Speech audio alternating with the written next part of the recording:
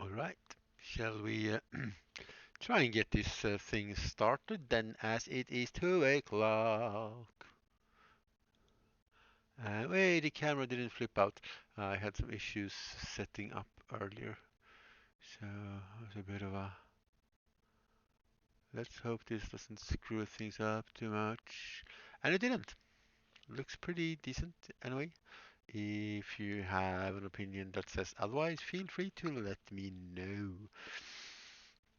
Otherwise, let's get this show on the road. Let's put another dev thread up here so we have something to sort of compare. Why are you autofocusing? I did change that. I want you to keep the focus down low. Silly little camera. It's just one of those days. Good, it doesn't, because the focus just jumps around too much otherwise, in my opinion. Anyway, alright, Deaf Dread number 3. Well, actually, we only have one on the table. Let's bring up the second one, because we have Deaf Dread number 2 here as well, and we are working on number 3. For those who haven't been here, this is a complete custom scratched built thing. I designed and printed the black parts myself, and then printed them in ABS, sanded them down, glued them together to get some unique poses, and then we have added all the details with all the plastic card bits here. Um, what we are going to start off with today is to make um, these joints for the, oh, hello, Love Amps Creation, welcome in. How are we today? Are we good? I hope we're good. I'm definitely good today to get to build this little fella, so we can soon join the other two up here. So today we're going to build these joints. We're going to do the hydraulic uh, cylinder thingies and pistons here. So and all the cables. Yeah, yep. And see if we want some more rivets somewhere. Ooh, lazy days. Lazy days are good. We all need some lazy days. Let's keep you guys in camera so people can see what we are actually doing in case they drop in and I don't notice the chat. It does happen. Alright, the joints for the arms and the legs and everything, this this part, this part is made from bits of a sprue, and I thought, oh wait, here we go. I have a sprue right here. These, oh, hey Rumble, you got an ad? I'm sorry for the ads. No, these joints, well, they're not actually the joints, but they look like they would be the joints. These round little thingies on all the shoulders and knees, basically, well, the elbows and knees, you can call them, are these round bits from a sprue.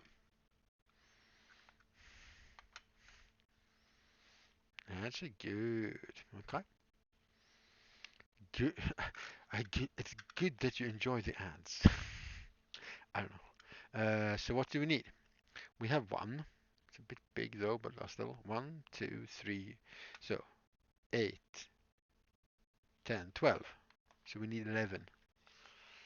Easy math if you do it right. Yeah, they are. Ads are pretty horrible things. Especially not the concept of ads, I don't necessarily mind, even though in some cases it's annoying as F. But what I really don't like is like how ads are made because they're stupid. Like 99%, 99.9% of all ads are just bad. That's true. Not that we get much for per ad viewed, but I guess it's gonna build up, and at some point they're gonna go like, here, have two Swedish crowns. Whee! I don't know. I'm actually waiting for my first Twitch payout anyway, so sooner or later it's all gonna add up. Soon. Soon. TM, I guess. And hello there, my sweet, sweet partner and mod as well.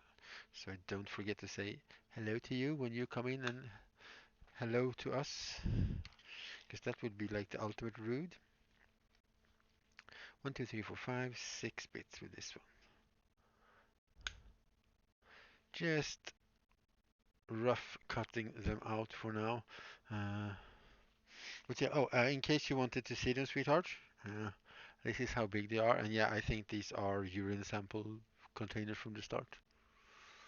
But yeah, so now you know about how big these are. So that's how big they are. Bacon wrapped dates. I'm not super fanny of dates, but they can sometimes work. And you had me as bacon. I know. I'll, I didn't get like 100 of them or anything, but we got a bunch of them, so I'll bring, I don't know, 15, 20 or something home. Anyway, and you have like little measurement thingies on the side as well. Tells you how much. Super awesome. It's a good surprise, and some refill on some other floofy stuff and things. And oh yeah, I wanted to show you the tool tool thingy properly. If I oh yeah, here we go. Because they're basically gonna work like rakes for sculpting. So I'm gonna do. Let's get it down here where it is in focus. I'm gonna wrap both sides because they're different sizes with the wire, and then take another one and do another thickness of wire, so you get different sizes of these, so you can do. I'll bring a bunch of these as home as well. And oh yeah, the small soft plastic lids that you want, we got some more of those, so we will be refilling those as well.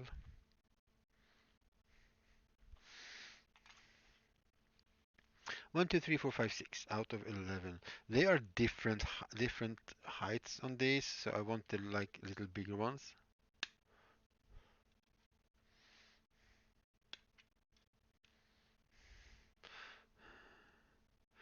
And we'll get some new gloves sometimes the coming week. Oh, coloring page. Getting it done today. Cool. Everybody, look at the amazing art. Go look at it. If you want to. Because, you know, we don't want to be bossy and stuff to people. We want people to enjoy themselves. So that's 9. It's getting wobbly. Wobble, wobble. Let's cut this all off here then. We should probably take all of these bits off the sprue soon.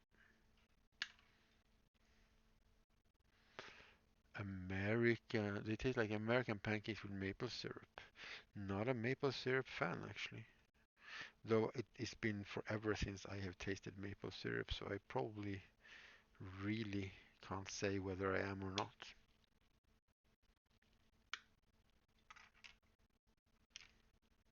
And that's 11 that are rough cut out. And then we shall probably move the camera a bit closer, like so. Move everything down a bit so I can work down here right in front of me and still be on camera. I have heard good things about being on camera, you see, when you're streaming. Mm-hmm.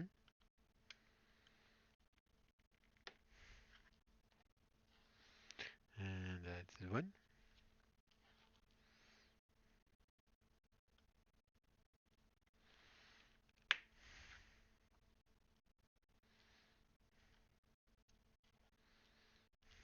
Whoa, no, no, no, no.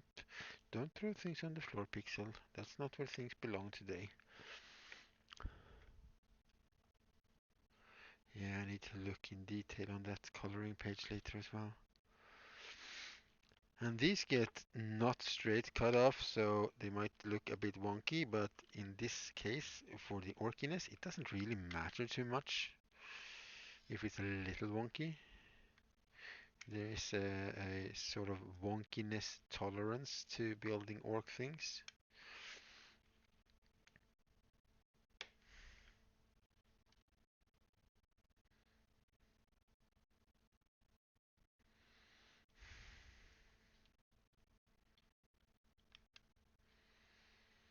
And then we're gonna make some pistons for the hydraulic stuff. 1, 2, 3, 4, 5, 6. Almost feels like it could get what? No? What? Thunder? Really? That's not the feeling I had walking here anyway, but I haven't been out since I got here, so that might have changed.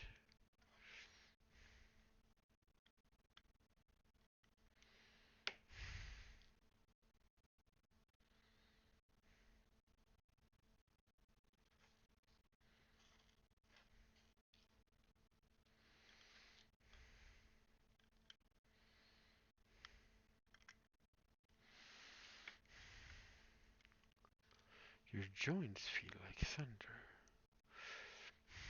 Entea, thunder joints. You can taste the power. Exactly.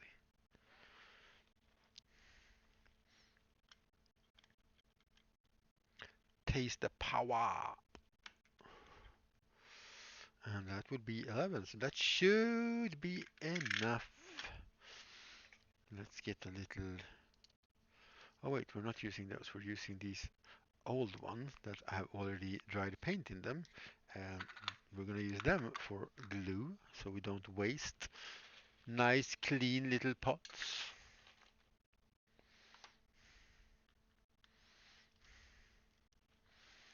Taste the power of the thunder. I mean, that's kind of that's quite metal.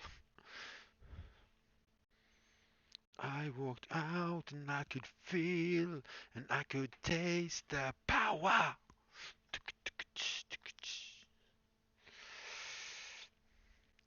Tasting power should be, yeah, it's pretty metal.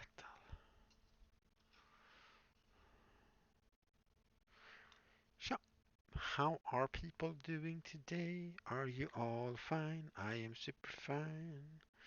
I get to hang around with cool people on the internet and make some cool stuff. I mean, how could I not like it? How could I not like this? Oh, that's a lot of glue. Let's scrape some off.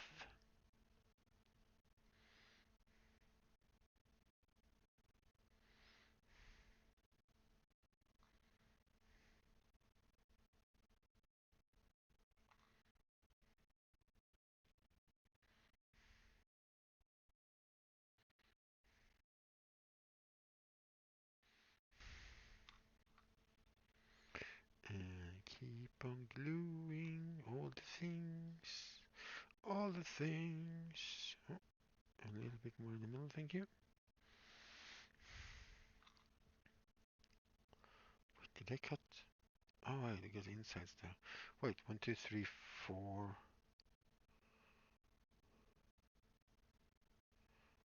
Wait, so there is 2, 4, 6, 8,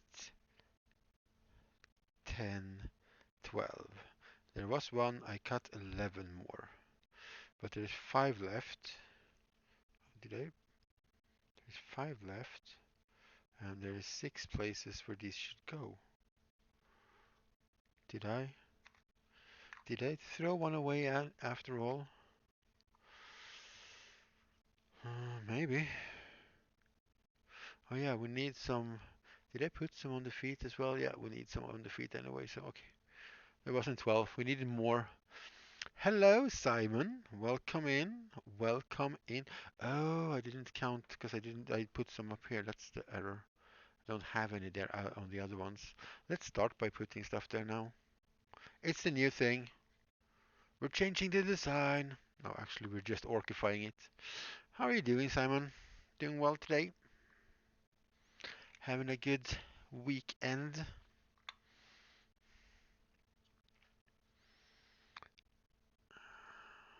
I'm excited to see how your painting is gonna, how it's gonna look with your terrain bits. I really like the sister, like big round things with the long, with the walkways and stuff there, Simon. I think it looks really cool.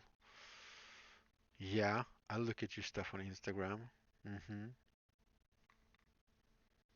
Just so you know, I do that.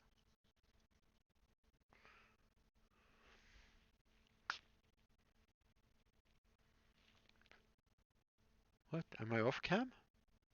Oh, did I move all the way here? I see. Yeah. I'm never gonna get like an off-cam command that makes a sound because that's all you're gonna hear.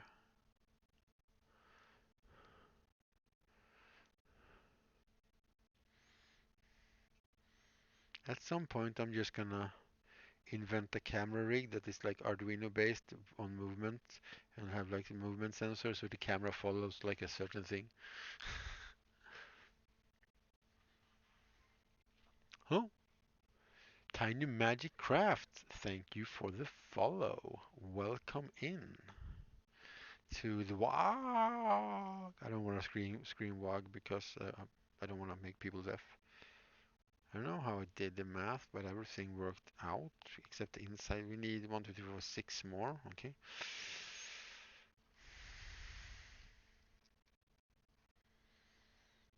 All right, neighboring countries. All right, welcome in. But Pixel, it's a, what do you mean? What do you mean it's a deaf thread? Yes. Did I say something else, or what's going on? Or are you referring to? I'm confused. Thou hast confused me. Ah, okay, yeah, yeah. I don't, but we are humans. They are orcs. We are not. If you want to hear somebody scream whaaag in your ears, you will have to scream yourself. Sorry. Welcome to the stream, everybody. Whaaag not included. Yeah, but I missed it like so it went so long, so I totally didn't get it until it was too late, and then everything was weird.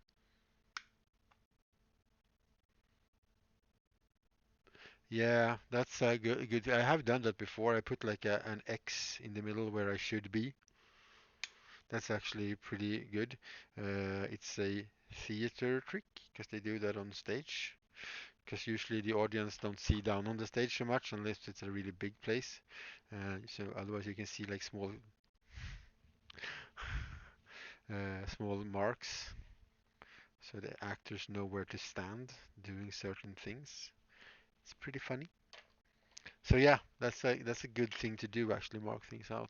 All I need to do is not put things over the edge toward me now though.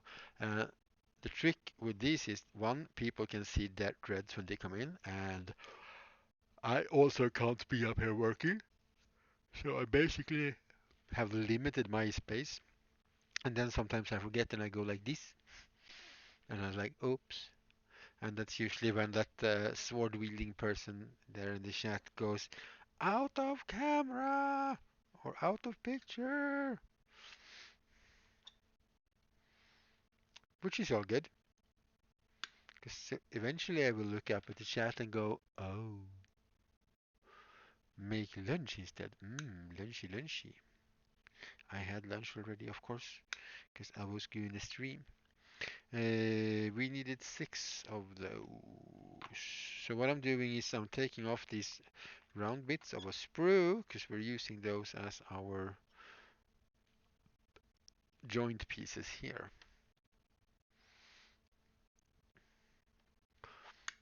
All the recycling. Whaaag, but don't forget to recycle. Doesn't really sound right. Doesn't really sound orky. But I guess I'll have to sacrifice some of me orkiness. I need a new sprue though. Oh wait, there's another part of the sprue. I don't need a new sprue yet.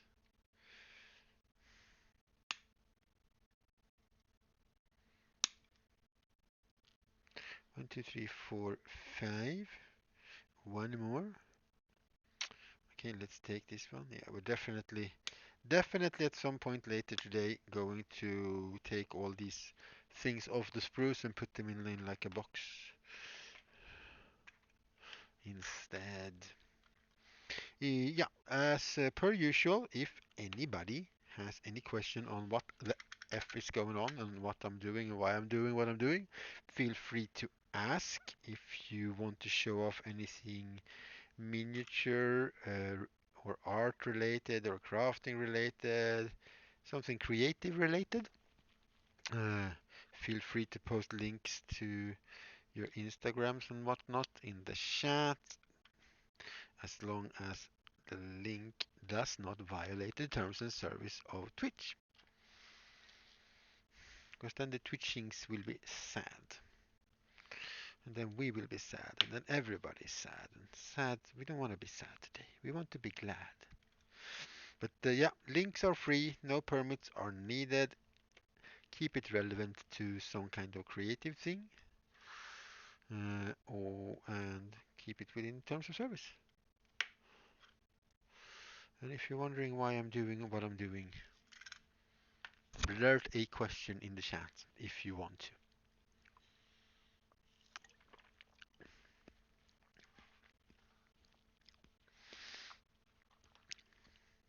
If you want to know and if you want to ask.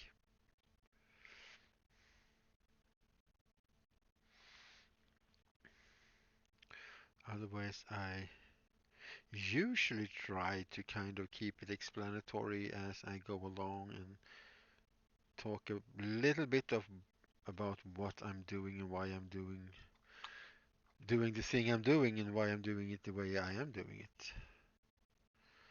That's a lot of words, but that's how it is.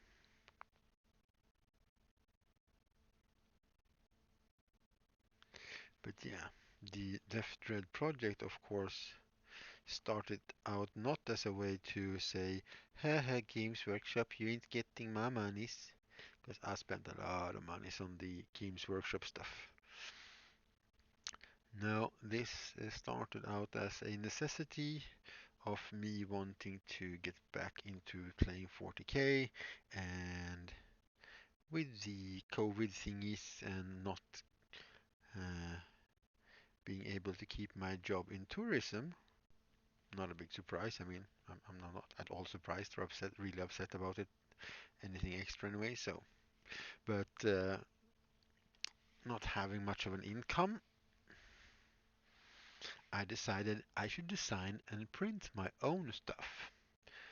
But that means making a lot of machine things because I don't have a resin printer, so I'm not going to paint models, and I don't really want to paint copies of things because I make things and I don't want people to copy my stuff. So I don't want to copy their stuff.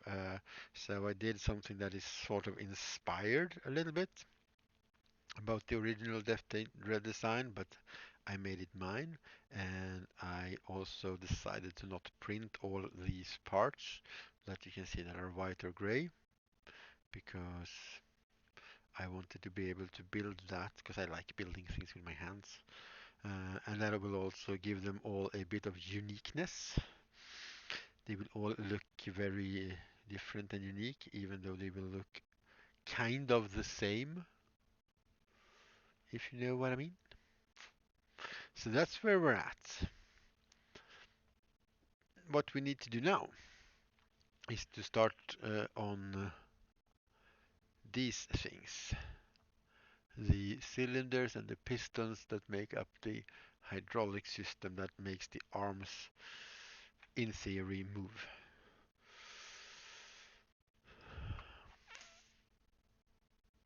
Yeah, and it's also a good way to be creative. And since I couldn't find a decent job nearby, basically, that I either got or because I've applied for a bazillion tons of jobs, but It's not a hard market right now.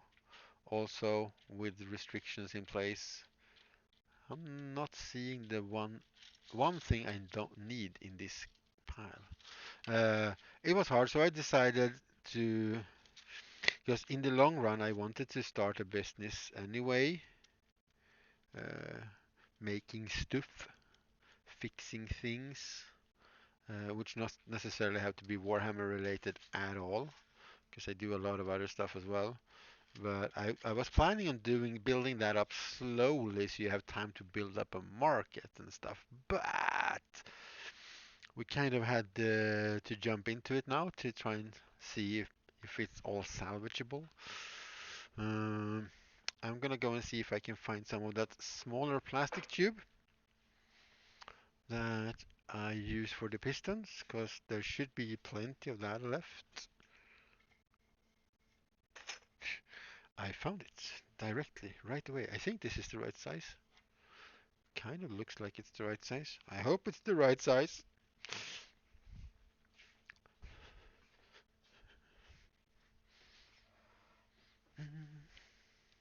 And we can easily put it next to and you can see, yeah, it's the right size. So to make these pistons, we're gonna use this size of plastic tubing, 'cause it's hollow, and we're gonna use some metallic rods to put in it to make the actual pistons in these cylinders.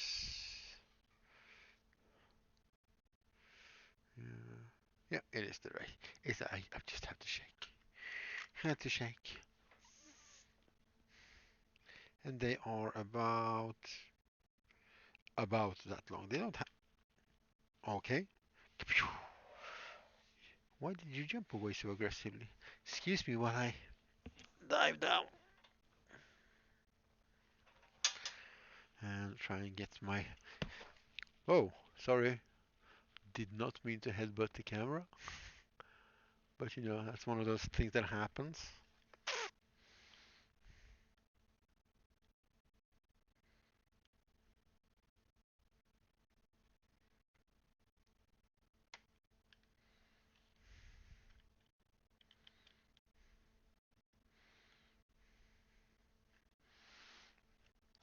Let's just do. Oh, we can't check on that one because it doesn't have any. Let's check our length, and I think we're making them a little too short at the moment. So let's.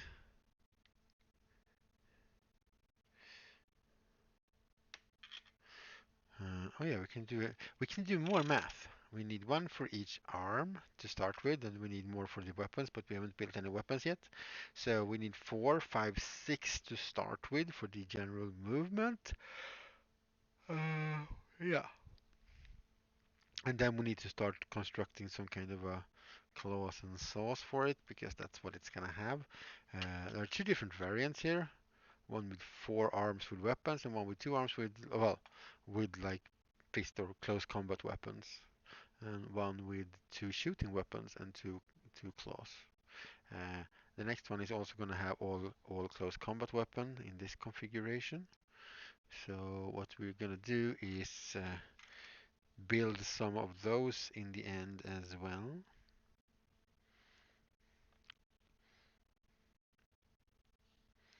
I have some other things to finish off that isn't Death Dread, but it is miniature streaming day today, so we're not going to do that on camera, but that means I am not going to go longer than 6 o'clock at the latest. Uh, Depending on how it goes with the project, we'll see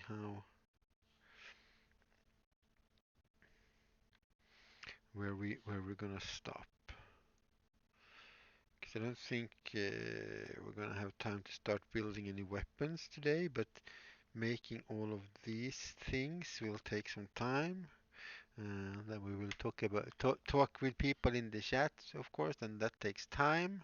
1, 2, 3, 4, 5, 6 to start with, right? Yep. Uh, and then we're also going to do some green stuff cables, well, hoses actually, for these hydraulic things, which is these thin lines that go here, which is basically, yeah, hoses for the hydraulic fluids. I don't know if orcs even use hydraulic fluids, but it does not matter because we need to make it look believable from our point of view more than anything. Oh yeah, these pipes are the ones that are a little bit too big. So we need to fill them up with a bit of green stuff as well. Oh. And green stuff is a two-component modeling putty. And it's basically you take some yellow stuff and you take some blue stuff and you mix them and then you get, ta-da, green stuff. And once these are mixed thoroughly, they will start to cure. And when they are cured, they will be rigid, like, oh, that one is actually broken. But all of these hoses everywhere.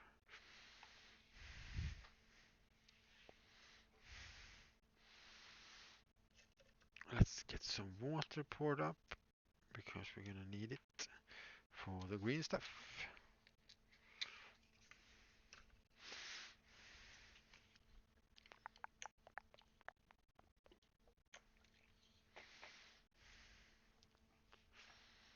And what you do with green stuff is that, yeah, you mix it in any way you can until it's a solid green color. You can see how it starts turning green already as we mix the blue and the yellow together. It's quite tacky, so some water on will help with that. Hello, welcome in, Brown. Welcome, welcome. Hello indeed. How are you doing today? I hope that you are doing well. Now this takes a while for it to set, but we don't have to have it set before we use it as a filler like this.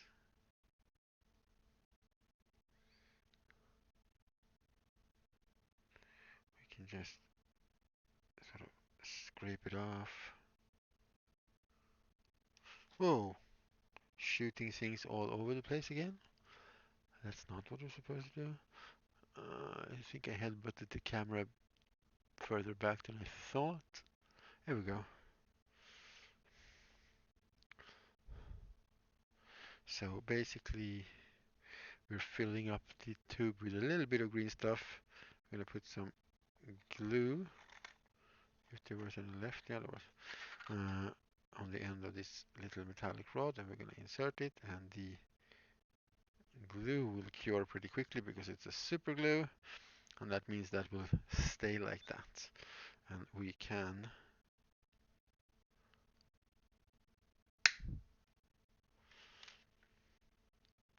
snip that off. Just look so that it's on fairly straight. Again, with orky things, you don't have to be that thorough.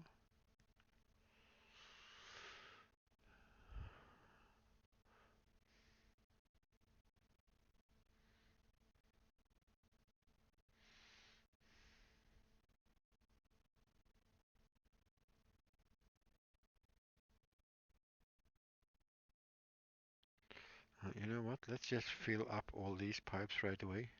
I mean, this, as I said, this takes, if you want this to set all the way, it's gonna take hours. But with a bit of super glue on it and the super glue hardens, it's just basically helping our piston rods to stay in place.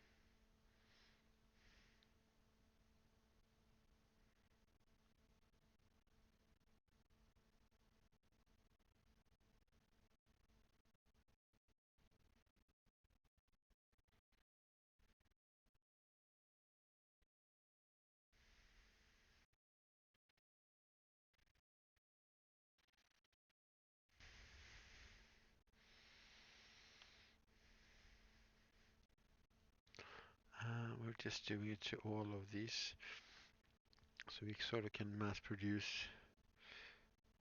these hydraulics things quite quickly. It is not always the... You're trying to be bored today? Oh. You're trying to be bored. Okay, that's a new one, actually. Haven't really heard about that one before. So you can refer to past stressful weeks. Okay, all right, I understand. So you're trying to like wind down and be uninfluenced by a lot of stuff around you. Well, that sounds like a decently smart plan if you have had a couple of stressful weeks behind you. No, but batch making or batch painting or whatever, batch doing things is very efficient because you get if you now we're only doing 6 of these, but if you're doing like 100 of the same thing, if you take one little bit of and do that on all of them, and then you go back to the first, and then you step two, and then you go back to, and you keep going around the whole batch that you're doing. You get really fast at this after a few times, and that means that you're gonna save time, but it's not uh, necessarily very fun because it gets a little bit tedious and boring. Huh? Workload pretty high. Yeah. Well, I'm not gonna put you to work in any way, so if you hang out here, just feel free to grab a bowl of popcorns or snacks or whatever and lean back, and I hope I'm not super boring, but be as bored as you want and take a load off because prolonged stress is not very good for you. And I'm pretty sure you know that since you have already figured out that you're trying to should probably be a bit bored today and take it easy.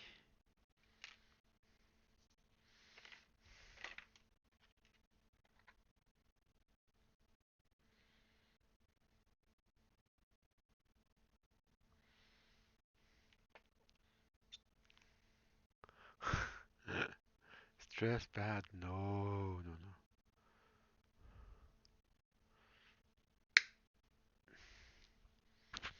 And then we have some green stuff over. That happens quite often. So, and I said we were going to roll some cables and stuff. So, why don't we use this green stuff to roll some cable?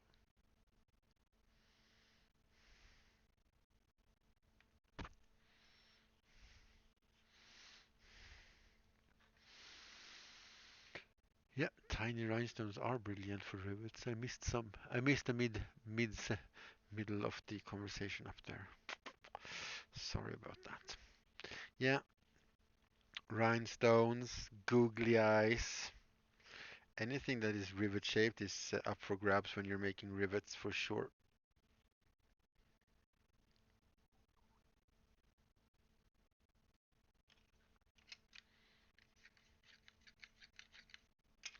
Mhm. And then I'm gonna flatten this out a bit because I'm actually making tiny little worm-like things for another, well, for a few other projects, I should say. Oh, pad went dark.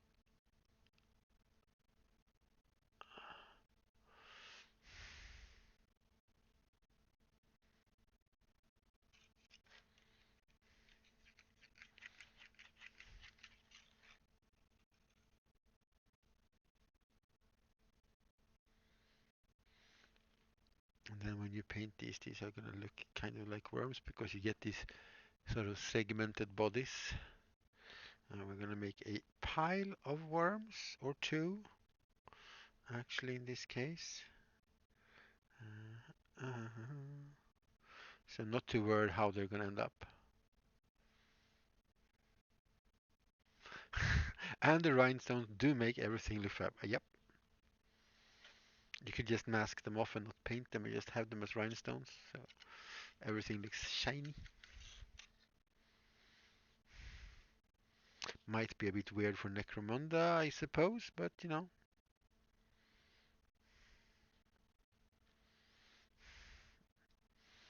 So if you were here yesterday, you saw me working on the Necromunda terrain bit, and there's gonna be like a food selling stall there, and one of the things that they are gonna sell is worms.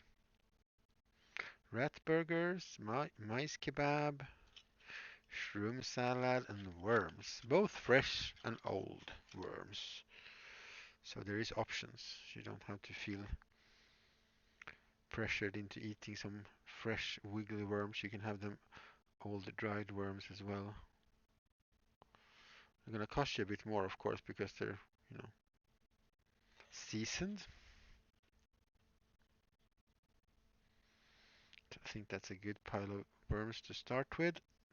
I'm gonna keep making worms anyway because of the green, we have the green stuff, but we sort of need to move those worms away.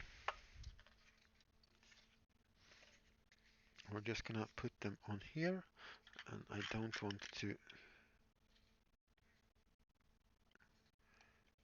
ruin them somehow. So let's, here we go. One little pile of worms. A nice break from the orkiness. Breakfast in bed. Drinks are coming. Oh, I'm watching TV. Oh my. Yeah. You're having the day. You're having a good day today, I hope.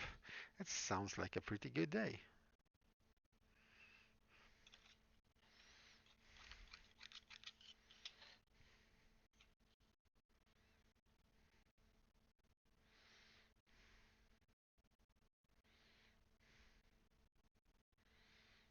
Worm number one. Could you please? Maybe I should take my own advice and actually wet my fingers a little bit.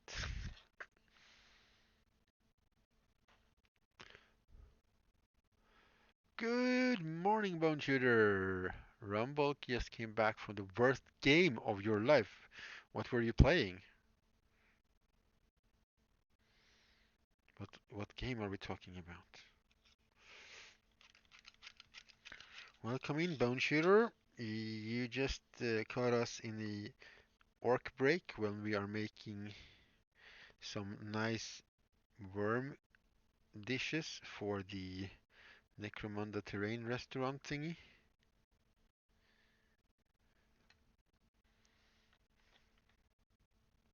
League of Legends, but two of my teammates were. Okay, so you. So was this random queue?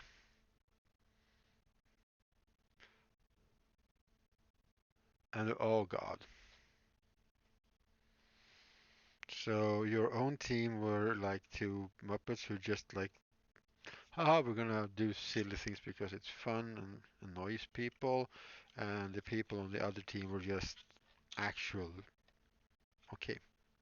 Well, yeah, that sounds like a horrible game to have. Sorry, sorry about that. Sorry about you having that game. Sorry you had to meet any of those people.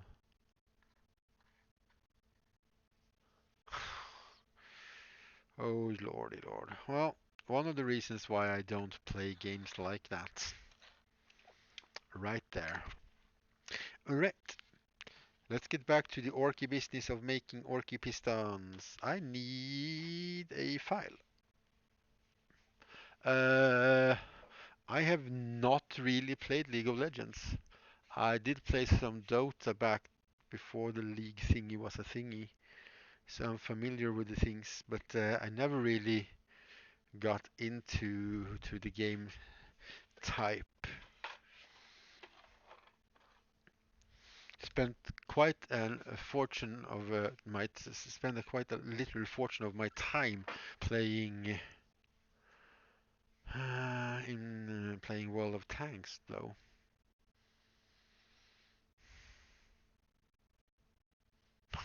Yeah,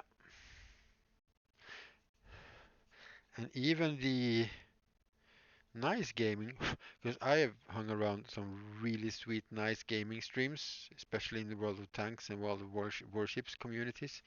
Uh, but even the good, nice streams and nice streamers are like, this is my channel, this is how I play, this is what I do, and they have their community. It doesn't like stretch over to other streamers. They're not very many big, good gaming streamers that I have seen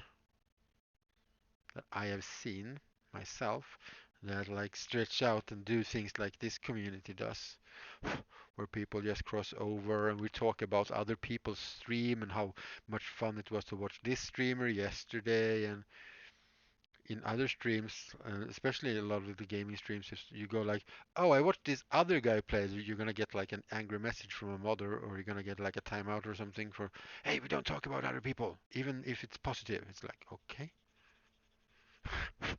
I just wanted to be nice to someone else. Sorry.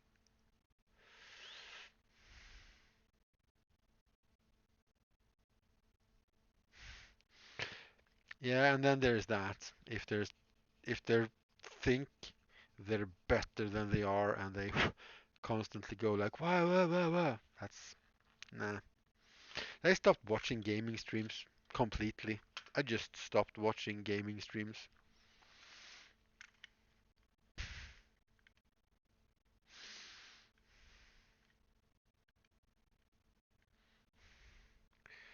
Yeah, the art side is so much cuter and cuddlier and nicer in most cases. You know, we are generalizing here, of course, but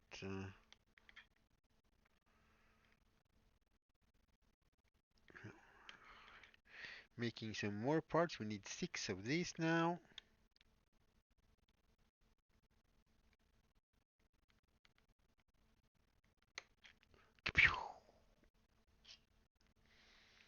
4 of those.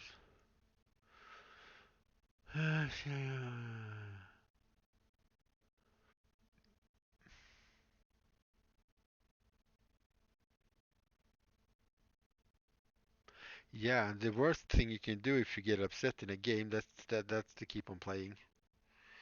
That is the literal no, no, no, no, no, no, no. We don't do that. Because you need to calm the fuck down so you can keep a level head. And the thing that people are really crappy about in general is, of course, taking responsibility for their part in the game. You know, like you said, they're just sitting there blaming their team. It's like, yeah. Usually when I play online games and people go like, "Oh, the team suck, yeah, stupid noob team," and I go like, "Yeah, but you're a part of the team, dude." It's like, I mean, it's okay if you want to whine about yourself, but you don't have to bring the whole team in on this.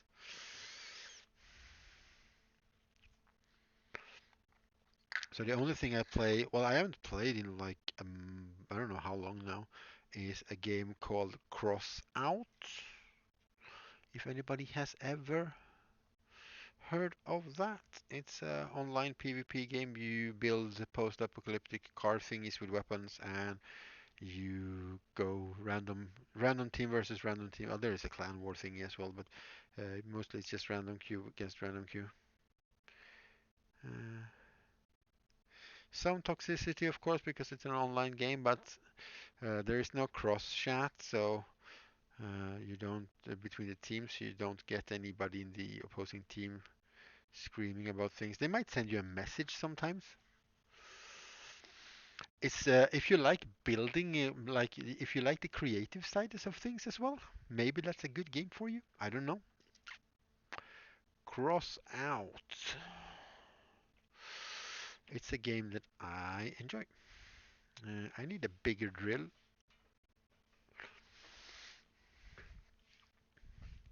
It's also a very short and intensive game. There are the 5-minute matches, so it can turn into a bit of a all-out slugfest pretty quickly. But the same mechanics, if you're familiar with World of Tanks and World of Warships, usually have one or two bases or something, and you can cap the base, or you can just blow everybody up. And also, it's post-apocalyptic, and there's like you build with car parts and stuff, and you have to level up different factions to be able to get different parts, and you can craft new weapons. But it's a Russian online game, so it's not balanced. It's not super pay to win though. I mean, you can of course pay to get things, and you get things faster, but you can't really buy stuff that is not available with a lot of hard. You pay with money or you pay with time, basically. It takes forever to get the best things, or you can just cheat your way through it, I guess. Yeah, yeah. Once you get past stuff and you start to focusing on yourself and your own experience and your own development as a player and learning the game and understanding game mechanics and stuff like that. And if you can keep focus on that, I think that's when online gaming gets. That's where competitive PvP gaming gets fun. You can play other types of online games without having to do that so much.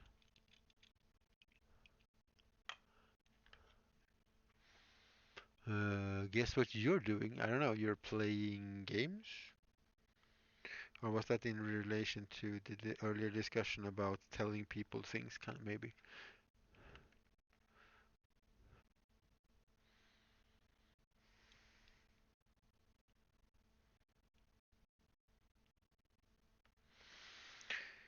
Yeah, I think I have three gaming streamers that are still on my like channels I followed.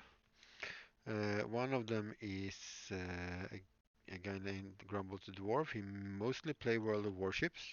He's super chill and fun, and he doesn't really care about the game in that sense that he's like, oh, I mean sometimes because sometimes teams do suck. He does like, oh God, this team, but he doesn't like message people. He doesn't spew profanities and stuff like that, basically.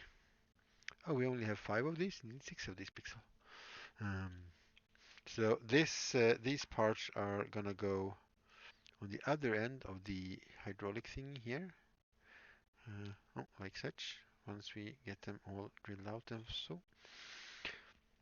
And then there is Mr. Gibbons, who's also a warships player. He's been playing forever.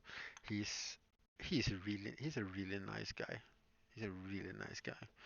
Uh, um, and then there is Vanalis, who runs Dark Side role playing and stuff. He's a variety game streamer basically, but I started following when I played the Atlas on their role playing server, uh, which is like my favorite type of online game, I think. Role play, real role playing, not like anything. There's so many rules on the role-playing server just to make it a role-playing game, a character development and stuff, and instead of people going pew pew at stuff all the time. So it is very, he's a very nice guy. He's very funny. He's a nice guy. Dark side community for gaming is pretty chill, actually. And you made it! Stila Rebel, welcome in. You made it. You managed to stay awake for a little while longer. Hi, welcome in. Welcome in. Wow. How are you? How did the rest of your stream go? Did you finish the draw? Can we get a shout out for Well, can we get a shout? Can we get some shout outs for all the people? But can we get a shout out for Still a Rebel? If maybe well, actually, we have everybody can use shoutouts. You can just not shout out yourself for some reason.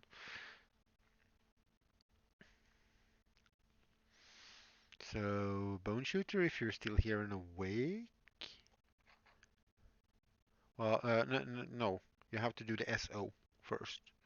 Exclamation mark SO, and then space, and then the name. I have not set up any private sort of call out thingies for people yet. Uh, Still a Rebel paints minis with oils. With oil paints. Actually, why doesn't that work? I fixed that. Okay, I shall comment. I don't know if it has to be small letters. I don't know. I'll fix it. Thank you for trying though. I'll have the chat with Moobot and see what's going on.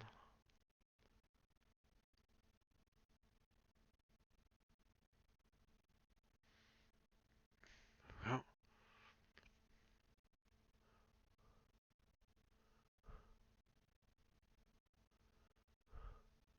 why doesn't it work for everybody? Okay. Well, I guess it's just me and the mods that can do that now then. Me and Moobot are well, our relationship is what you call it, and that Facebook status thing, complicated. Yes, I'm doing Death Thread number 3 now. So here are the first two dudes uh, in all their yellow glory. And we're making number 3 now. Number 3 of 9. Yes, we are making 9 of this. 9 of this. No, I think the shoutout only works for mods and me, basically. No, for some reason. Yeah, me and Moobot, we're having a sort of complicated relationship there. I'll sort it out. I'll do the shoutouts and stuff as needed if we need them. Let me know if anybody else needs a shoutout though, for sure. Oh, by the way, oh yeah, I I had foreseen this. I got a question. If you clean your brush from war paint, uh, the normal acrylics, just water, and then you can use brush soap and stuff to clean out them properly. Uh, but for cleaning in between when you're painting and stuff, just water for the acrylics because the acrylics are water-based paints, so you don't need any thinner for it. But talking about thinner, I'm gonna have to do this now. I already put these in a box for some reason today. You wanna see what I got? You wanna see what I got? You wanna see what I got? This is what I got.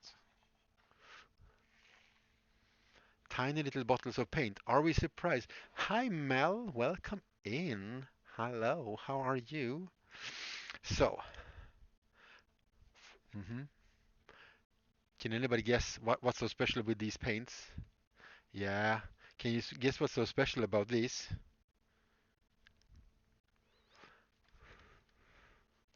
And Mitch, hello, welcome in. You see, still a rebel. These are your kind of paints. No, these are decanted from my lovely partner Studio Antea, who, yeah, she well made them. But yeah, these are oil paints. All of these are all my oil paints. Look at them. Yes, hype in right. So as soon as I get the time, I'm gonna sit down, watch some videos on the things and what to think about and all that stuff, and then we're gonna start trying to paint minis with some oil paints.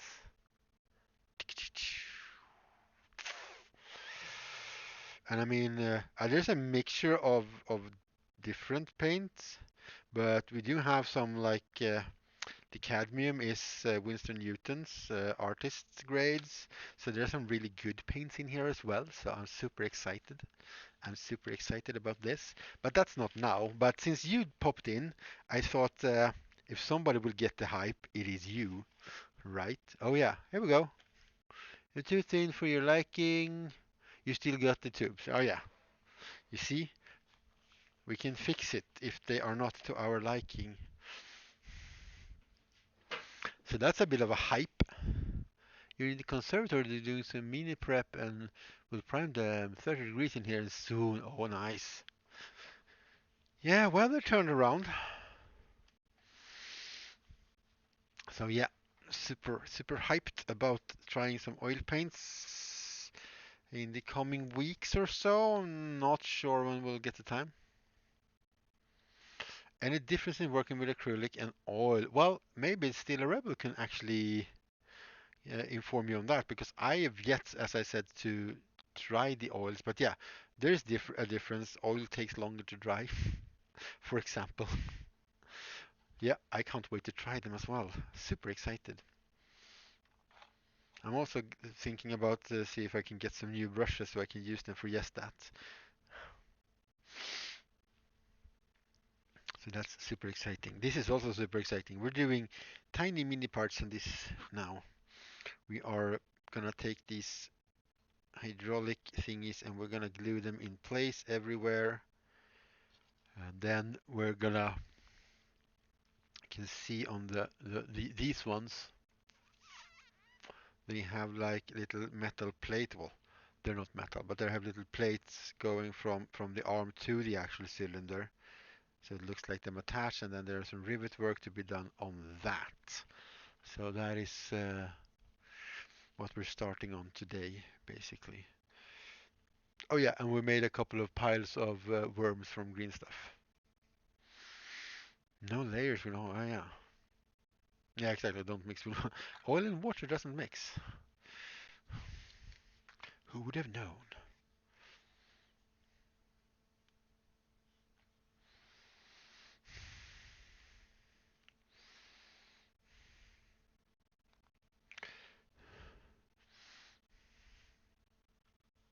Oh yeah, this is your you have that picture.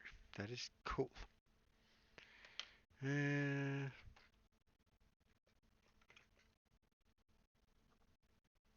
okay. While I'm confusedly looking around, let's drink some water, I suppose.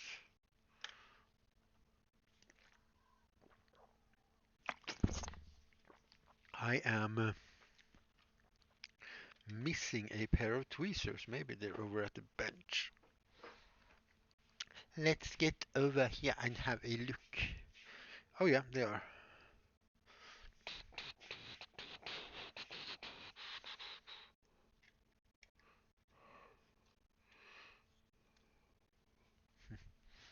Yeah, yeah, you can see that in the background, can't you? Yeah, it's part the other projects from yesterday.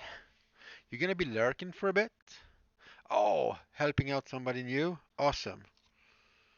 Well, good luck and have fun.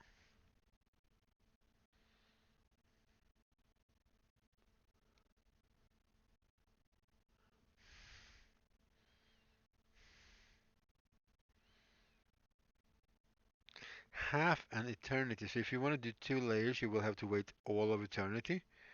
That's quite a long time there. I'm not sure I'm up for that. No. Stop misbehaving. Oh, did I get some glue on there maybe?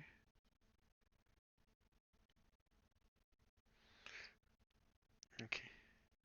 These were actually kind of adjustable.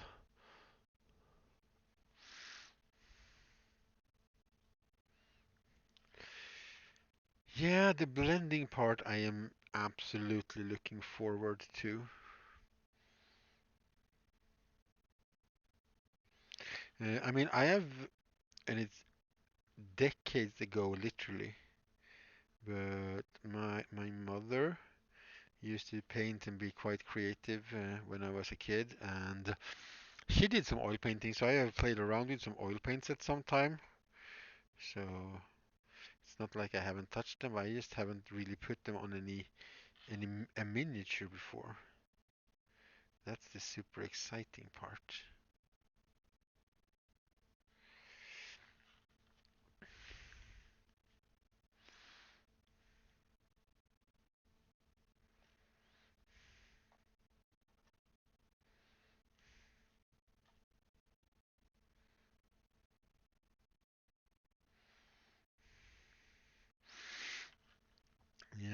So the funny part with the Deff thread is, of course, that I'm making 9 of them, and one day, just a couple of weeks ago, quite a bit into this project, I realized that at some point I'm gonna make number 7. So I'm gonna make Deff thread 7 of 9. And if you know why that is funny, you know. Otherwise, well, I guess you don't know. So I'm gonna make 7 of 9, which is a bit hilarious. And yes, it will be some kind of a tribute in the end. I know, right? So I'm gonna have like a orc popping up out of the hatch here, and he's gonna have some cybernetic implants. Resistance is futile. There is only whaaag. I guess if you're doing the crossover between the Borgs and the orcs. Borgs? I guess they're gonna be Borgs. Yeah, but it's gonna be hilarious. And I mean, some people are not gonna get it. I'm starting to think if I should put numbers on them somewhere. Like, but they're not like 9 in 1 group technically, so that's a bit weird. Yeah.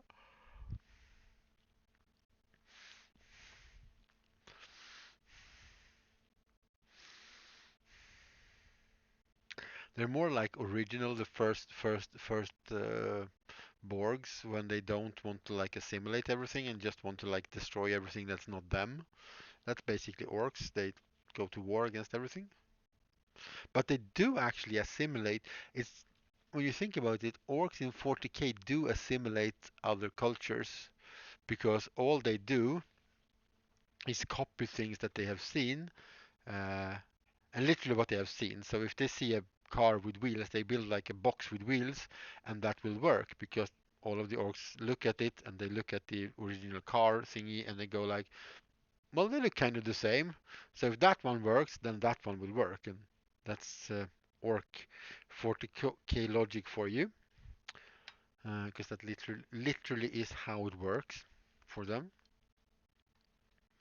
They build up they build up a massive amount of psychic energy and make things happen because they believe in them strongly enough. This one was a little bit too wide, I thought, so I'm gonna file it down. So yeah, they do actually assimilate other cultures. Not so much like take other people and make them into orcs, but their technology and everything. So yeah, Borks.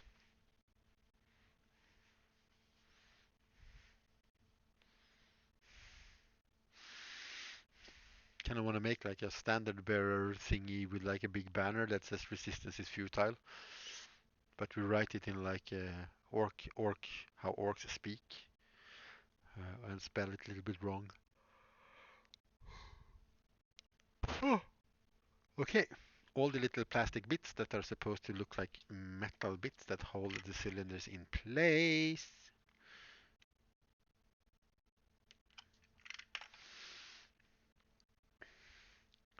We are the Borgs. We will walk. The transmission ends. Raided by Avocado is coming in with a raid.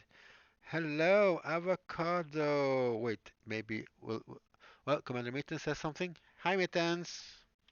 Hello, everybody. Hello, Raiders. Hello, Pickle Puss. Welcome in. Here comes the avocados. All the avocados. Oh, thank you for the follow, Commander Mittens. And sausage. I was wondering where you are. No, I wasn't actually. I was kind of sure that you were hanging around somewhere, and I knew that Avocado was streaming earlier. Oogly, thank you. Welcome in. Thank you for the follow. Thank you for the raid. Oh, and I don't even have a raid instrument ready or anything. Oh my god. Yeah. No, I heard you. I saw that you said it in when we were watching Still a Rebel earlier today. Well, earlier today for me anyway. Time zones. that you were probably going to end up with the avocado. And there he is, the avocado himself. Yeah, I love when that happens. It's like, I'm gonna raid, I'm gonna raid. Okay, I have to wait. It's like elevator music. You just wait. You're just standing there in the elevator. Soon I'm gonna be there. Soon I'm gonna be there. Soon I'm gonna be there. I'm really good, thank you. Thank you, thank you. How are you? How was your stream, my friends? And everybody, welcome in. We're building Deff Dreads. Deff Dread number 3. Whaaag. And we're making Star Trek related jokes and comparing orcs to the Borgs. And we have now invented the Borks. Just so you know. And that started with, because I'm gonna build 9 of these. So this is the third of 9. That means I'm gonna build number 7 of 9. So if you're into Star Trek, you're gonna get that. And if you're not into Star Trek, why are you watching Twitch and not Star Trek? Not that I don't like to have you around, but you know. No, so Death Dread number 9 is gonna have a orc sticking out of the hatch here, and he's gonna have like a cybernetic thing over his face. And I literally don't have to convert that because there are literally orc official Games Workshop orc model thingies with like cybernetic half heads.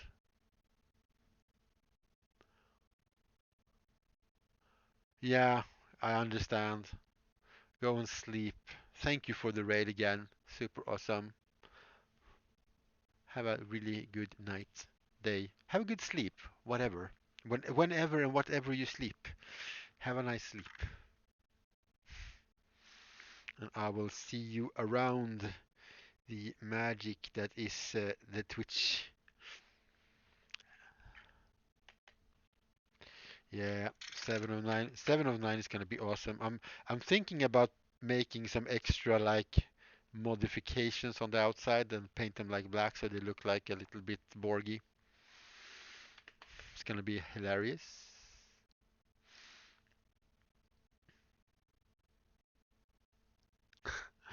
I understand. I understand. And for some reason, the silly Moobot didn't want to let anybody else shout out today. I'm really gonna have to have talks with the Moobot.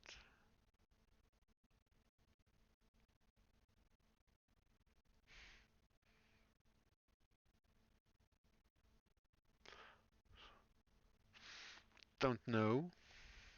Don't know. I don't know. Any whoever streams, try to give yourself try. Well, you can't give yourself shout outs for some reason either. Let me know. I'll shout out people in order.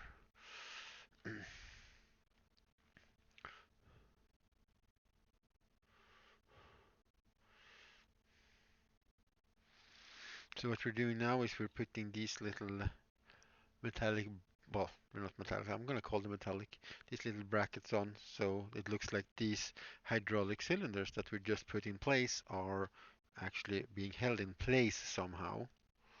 There is a level of, there is a limit to orc wonkiness and imagination.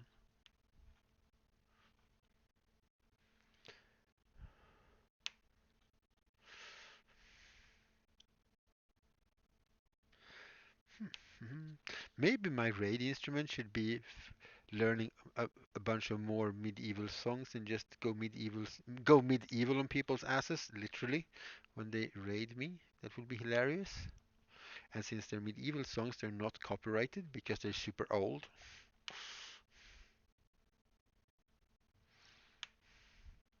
That could be fun. I was gonna do like mouth harps, but that's gonna get boring really quickly. Mouth harp, okay.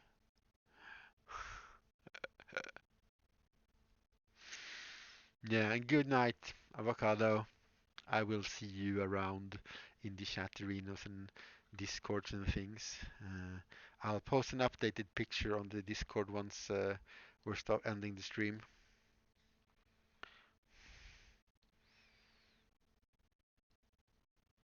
And thank you again for the raid. Raid Mouth Harp. Quite possibly then because people are a little bit annoyed. We might be annoyed because I know some people just don't like the sound of mouth harps.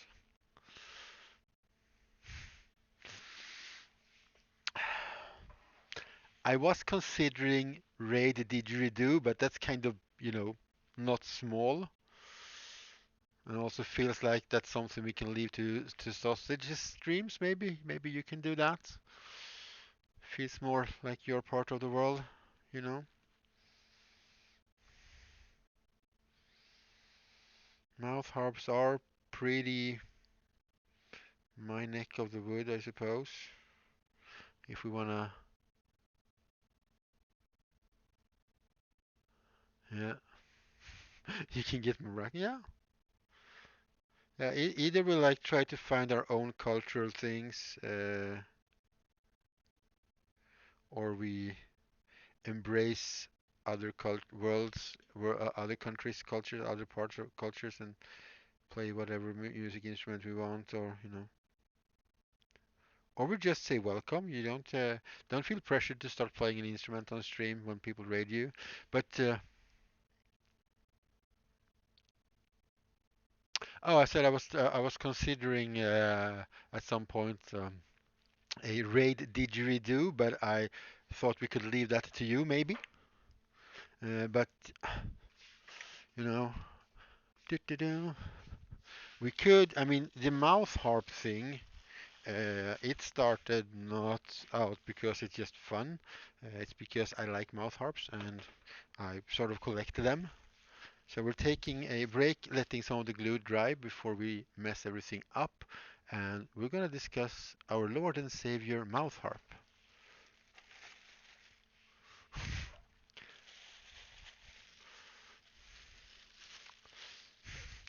I haven't hung these up or anything, but did anybody say mouth harp? These are recently brought out to my workshop because they're just collecting dust at home, so I'm going to hang them up somewhere. Malayan musical instrument. Okay, they are. I have no idea. So yeah, we can. I mean, now he's gone to sleep, but and I don't know how this is going to sound.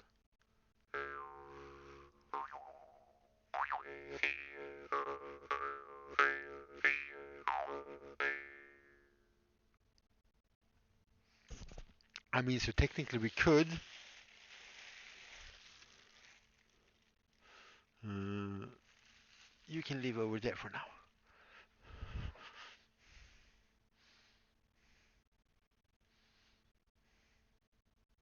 Oh, you are not even in bed yet. Whee! Yes, you rated here. Hi, Felix. I love when that happens when you're like leaving a stream for a bit and then you go like, oh, we raided somewhere. Oh, wait, I know this place. Or you find somebody new. Welcome in. You never, you never seen a mouth harp?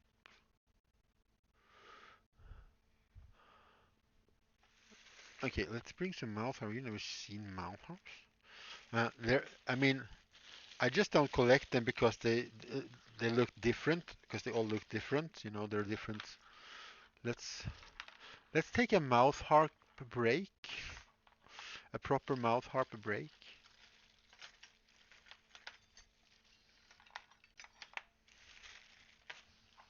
There's like all of them. All of them. I think I have like 30 or something.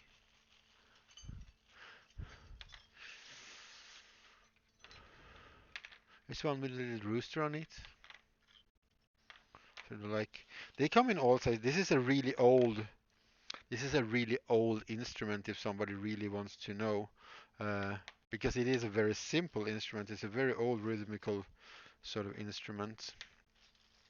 And the funny thing is it's kind of universal. They make these in China from bamboo, for example. I can't even fit all my mouth harps in this one screen without putting them on top of each other. So yeah, maybe raid mouth harp is a thing.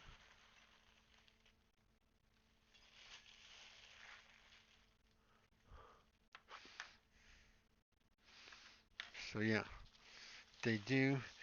And of course, what they do is that like they vibrate this little metal membrane, and therefore, depending on how big the membrane is and how things are shaped, they do get different sounds. Generally, the bigger they are, the more. So many, yes.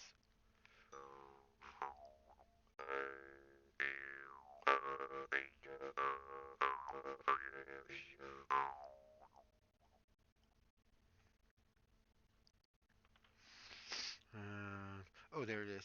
This is my favorite because it's pretty and it sounds good.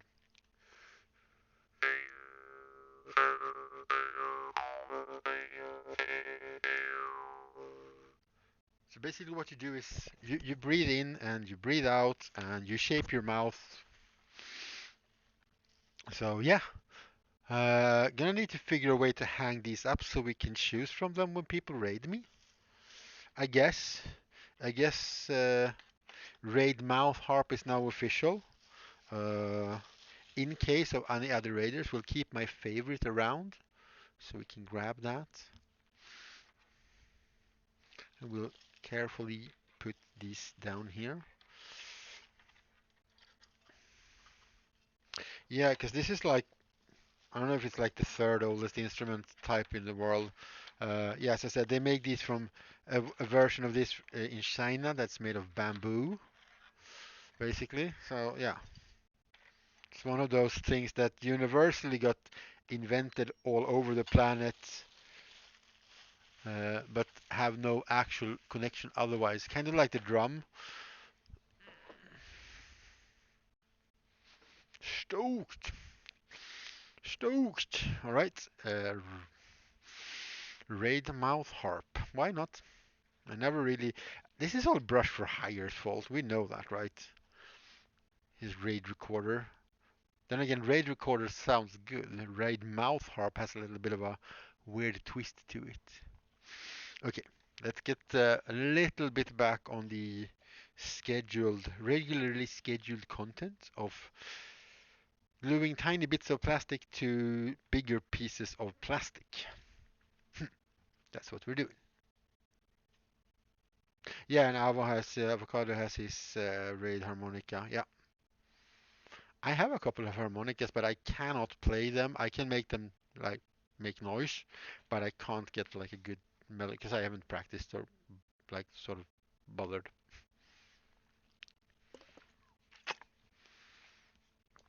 Uh, it's one of those things I would love to be able to, but I'm not gonna practice it because I have other things I want to rather want to do. Yeah, we are now expecting a raid didgeridoo from you then, or would that be inappropriate in the? I don't know. Hmm. So hard to tell sometimes. Sometimes you think something sounds like a good plan, and then it's like, no. So I don't know how that is viewed. I have a couple of homemade didgeridoos actually. That's why I was considering that as well, because that is another cool sound. I cannot do the breathing though, the proper like circular breathing, so I can't really play a didgeridoo for very long. But if you want to try to play a didgeridoo, all you need to do is get sort of a plastic pipe that is roughly 40, 50 millimeters, like a couple of inches in diameter basically, and then figure out how to make the cool noises, which I guess is the tricky part. You'd have to learn. Well, of course you'd have to learn. Go learn. I would love to get my hands on a properly proper didgeridoo that is not made for like tourists or made by somebody far, far away from Australia and stuff. I would like a real proper eucalyptus didgeridoo at some point.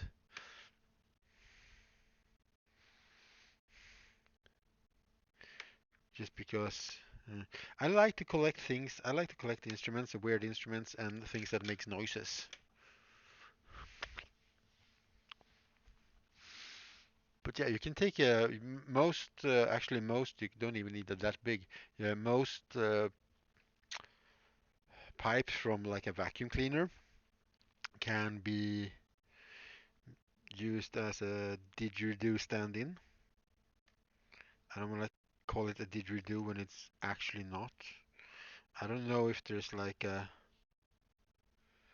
if there is like a you can't call anything a didgeridoo unless it's made like this or something like that, or because it can be, a sensitive topic. I don't really want to make any bold assumptions about things. You don't own one? Oh my god. Oh, I broke my blade. Lucky for me, I have more. Pew. Uh, no. If anything, if you can just call anything a didgeridoo, or if that is, I mean, it can be very cultural, significantly important. So I don't want to.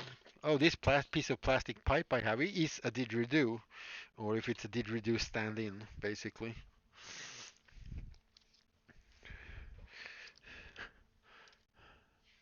So, and I'm not at all familiar with the cultural significance. I don't want to make those kind of assumptions, oh, I can call this whatever I want, because I want to try and be nice to every peoples. I like trying to be nice to peoples and not steal and misuse things, because uh, use them in a way that it shouldn't be used, because that's kind of rude.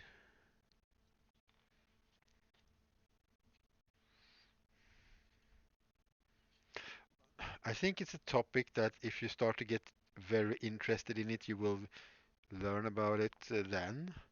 So I don't think it's because otherwise we're going to have to learn about everything all the time, and that's just not possible.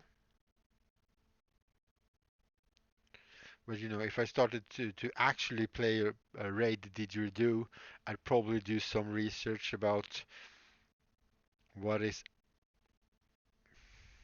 not legal, but what is maybe right, I don't know, to call a didgeridoo and stuff like that.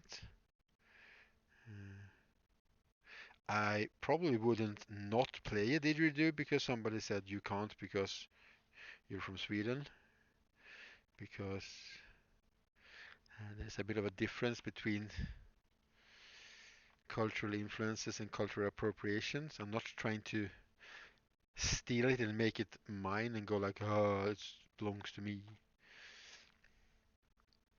But yeah, trying to be nice to people in general, as long as they're nice anyway. If they're not nice, well, we don't get that in Sweden. I mean, people go like, oh, but Sweden, Sweden. Yeah, sure.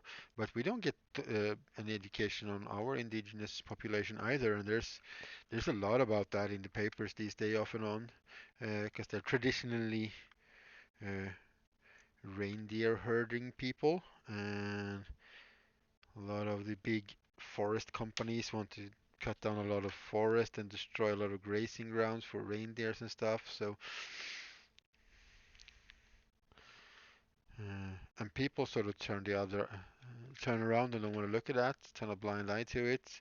And it's like, yeah, so we also have these issues actually. Guys, hello, could you look over here? Can you listen to these people? They kind of lived here for a long, long time, long way before us, before this land was created, so to speak. This nation was created.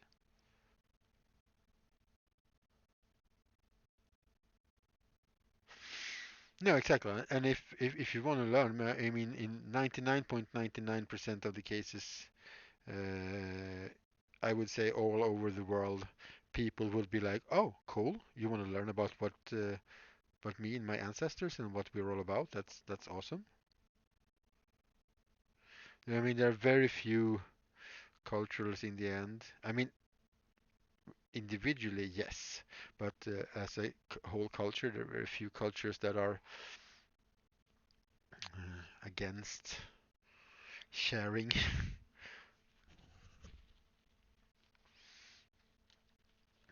Like, well, my culture had hats first, so you can't wear a hat. It's like, what?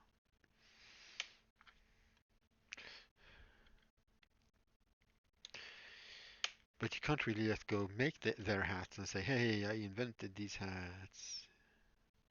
Because that's the bad part. Right, let's make some tiny, tiny rivets then.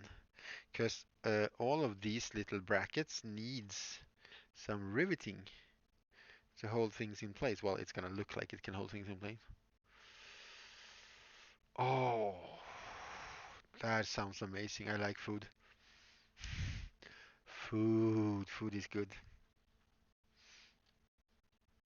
Food is also so good in so many places as a start for any cultural exchange because everybody likes to eat and a lot of people likes to experience new foods.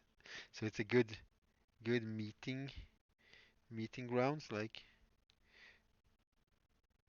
you want to learn about my culture? Come have a seat and eat with us. Okay. Da, da, da. Food achieved. One, two, three, four, five, six. Oh wait, we need some brackets for the legs. We're not at the rivet stage yet, Pixel. You're jumping ahead. Let's move the rivet and the rivet materials.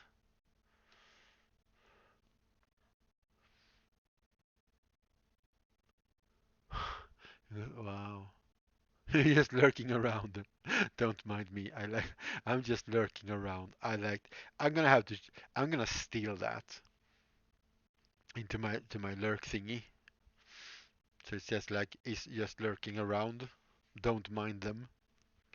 Oh, that's brilliant. I hope you don't mind.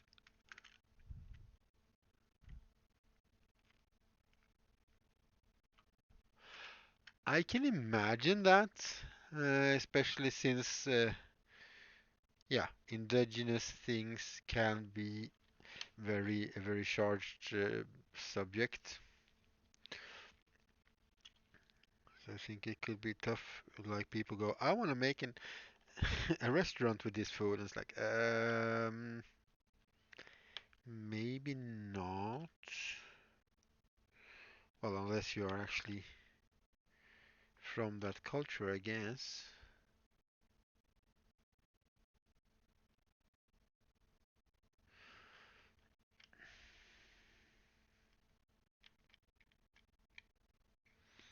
But yeah, raid mouth harp is probably better than raid didgeridoo because then I would have to have a place to store a bloody didgeridoo, and that could be.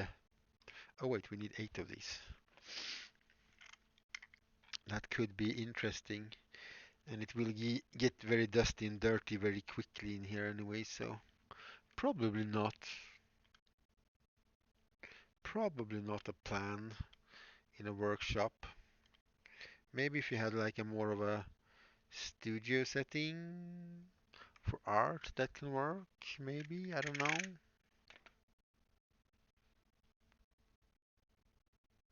For usually a piece of paper and a finger. Ooh, that is cool. I will have to look at that later because otherwise it's gonna disappear my chat because my chat is on my pad and some weird change in the Twitch app made it so that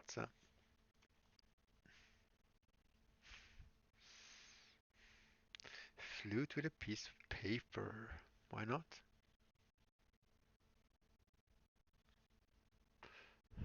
Yeah, please, most would love it anyway and see it. So yeah,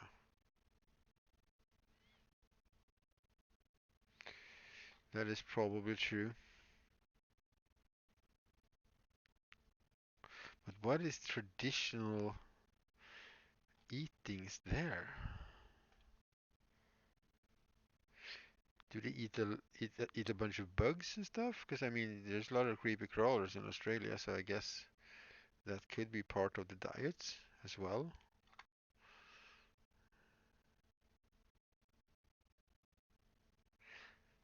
I mean, I know kangaroo steak is a thing in general otherwise, so, but yeah. Do you have any insights on what this food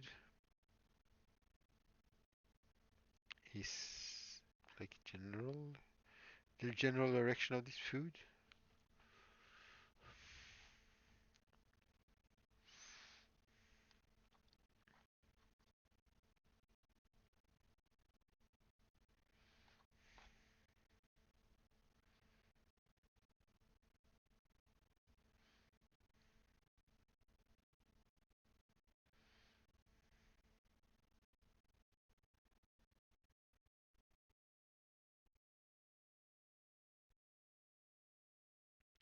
Oh no, here we go. Go on, illustrator.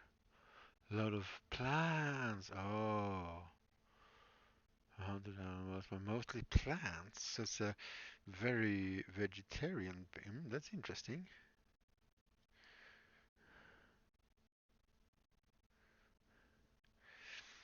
Yeah. Well, I guess also when a lot of the animals are dangerous in one way or another, it makes sense to try and not hunt them unless you have to.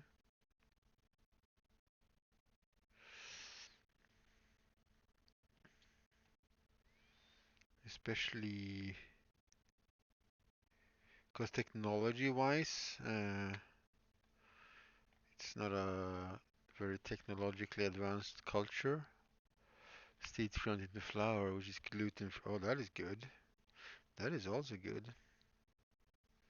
That's good news for a lot of people today, I suppose. Right, all these brackets are there, so we're gonna let you stand up over there and drive for a little bit. The littlest bit.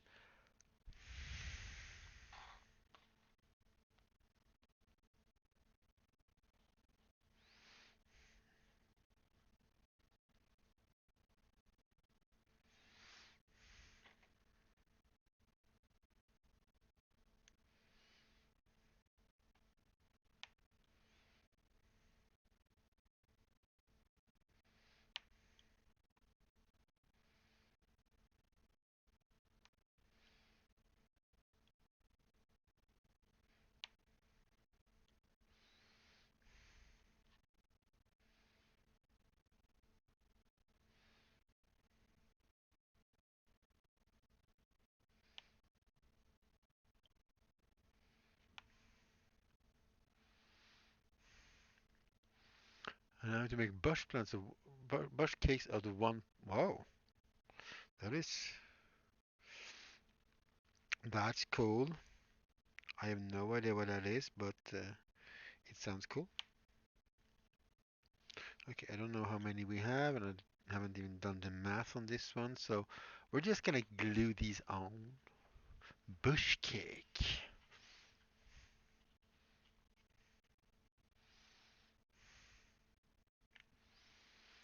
Yeah, well, that is pretty common actually, having like good meat as a celebratory thing, or like once a week, once a month, once a season thing because of the scarcity. Even with the domestication of animals, because it takes a long time for animals to grow up. Uh, it's not. Oh, excuse me. Oh. It's not really until modern times when we had industrialized food production that meat is like, we need meat and potatoes every day. Rather bland in taste. Well, if you wanna, you could always like modernify it a bit by spicing it up. If nothing else, I suppose.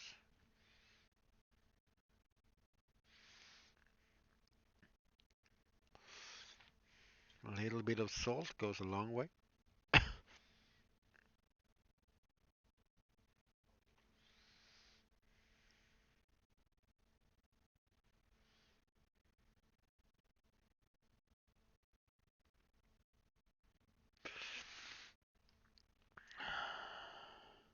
Yeah, I'm also I'm not working on it.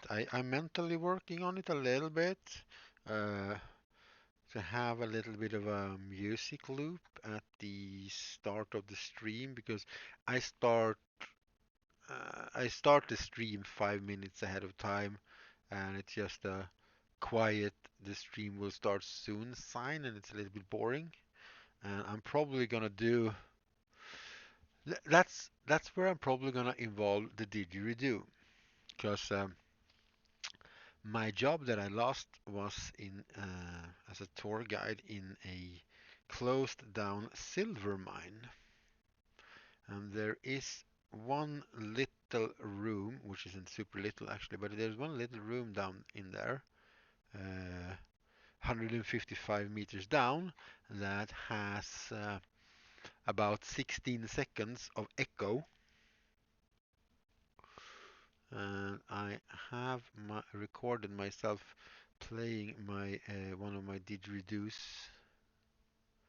or plastic didgeridoo stand-ins uh, in that room. So I could pick something out from that and loop it around a bit, add some drum beats.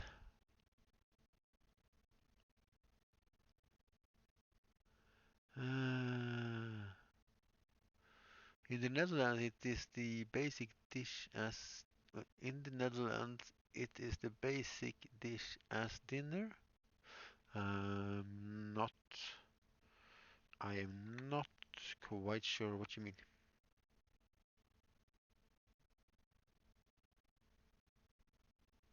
Oh, that's sticky.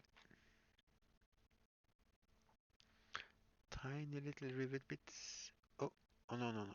Don't get stuck. Okay. Yeah, it's okay. I was talking about a musical intro for the stream because right now, when I start the stream 5 minutes ahead of time, it's just a screen that looks that says stream is about to start or stream starts soon. Maybe it says. I don't even know what it says anymore. But I kind of want to have some noises going with that, and one of the noises would probably be a didgeridoo. Because my job that I lost because of COVID as a tour guide was in a closed down silver mine. And now I'm losing chat. And in that silver mine, 155 meters down, there is a room that has a 16-second echo. And I do have myself, I have recorded myself playing the didgeridoo in this room. Oh no, we're not using this, we're using this super thins because we're making rivets.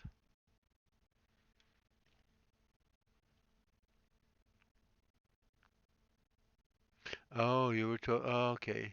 I think I missed something above that. Okay. So that's what you're talking about, the standard dish for dinner. Okay, yeah. Now I'm slightly more caught up in my brain.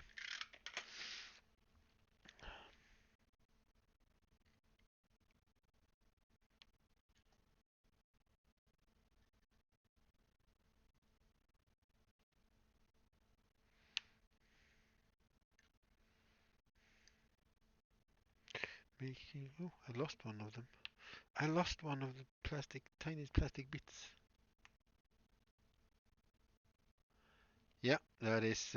The room is basically more or less completely spherical, so it's just the sound just bounces around forever.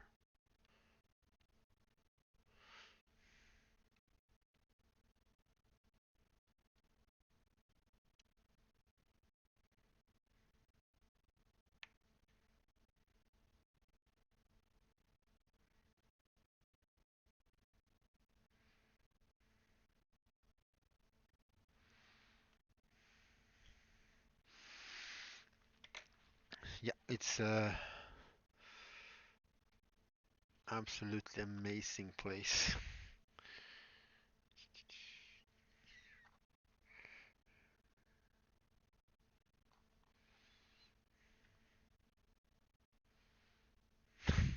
You're not, well, you can raise your voice a bit, but you're not allowed to scream in the mine, actually, by tradition alone. No screaming in the mine, please. Yelling could be done. Singing and musical things, sure.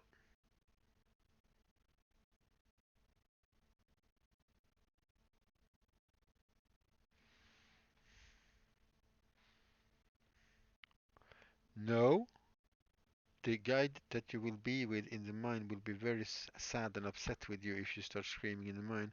Also, the lady of the mine will come and punish you.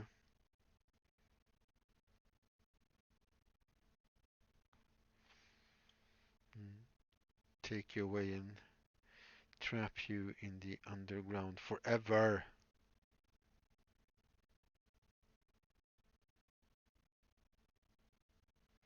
So don't try it, Mitch, unless you want to be trapped with a mountain spirit for the rest of your life. That is completely up to you. Oh, I thought that white spot there was one of my rivets, but that was just a speck of paint.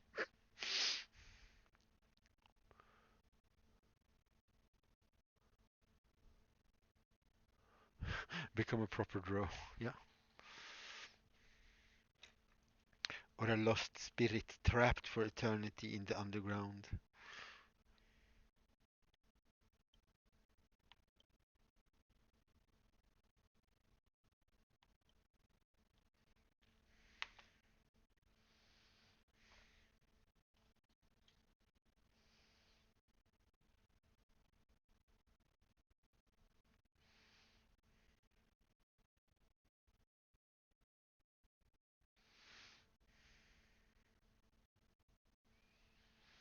I think there's two left. Yeah, but if you're a very good boy or girl, she will help you and warn you if there's any accidents about to happen. But not if you scream. If you scream, then you're totally lost forever and doomed. No takebacks. You're just doomed. You're just lost. You're just there forever. You only get to have fun once a year, and that's for the Christmas party. Otherwise, it's super dark and cold.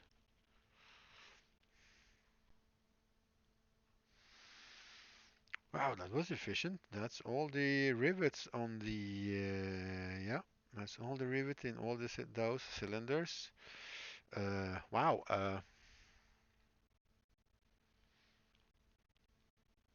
Then you shout. There's a difference between screaming and shouting. Because miners shout to each other all the time. Because they are literally hammering on a mountain. They do tend to be quite noisy. So to be able to speak, they would probably have to shout to each other. You know.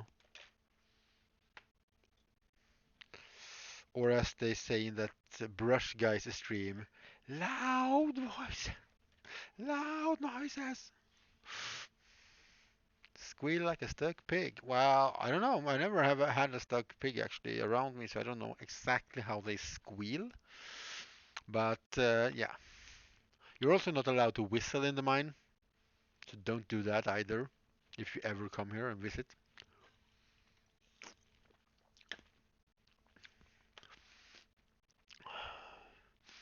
You want to, the first few steps down the first ladder? Well, I don't know. Why are you climbing the ladders in the mine, sweetheart? That's not what you're supposed to do.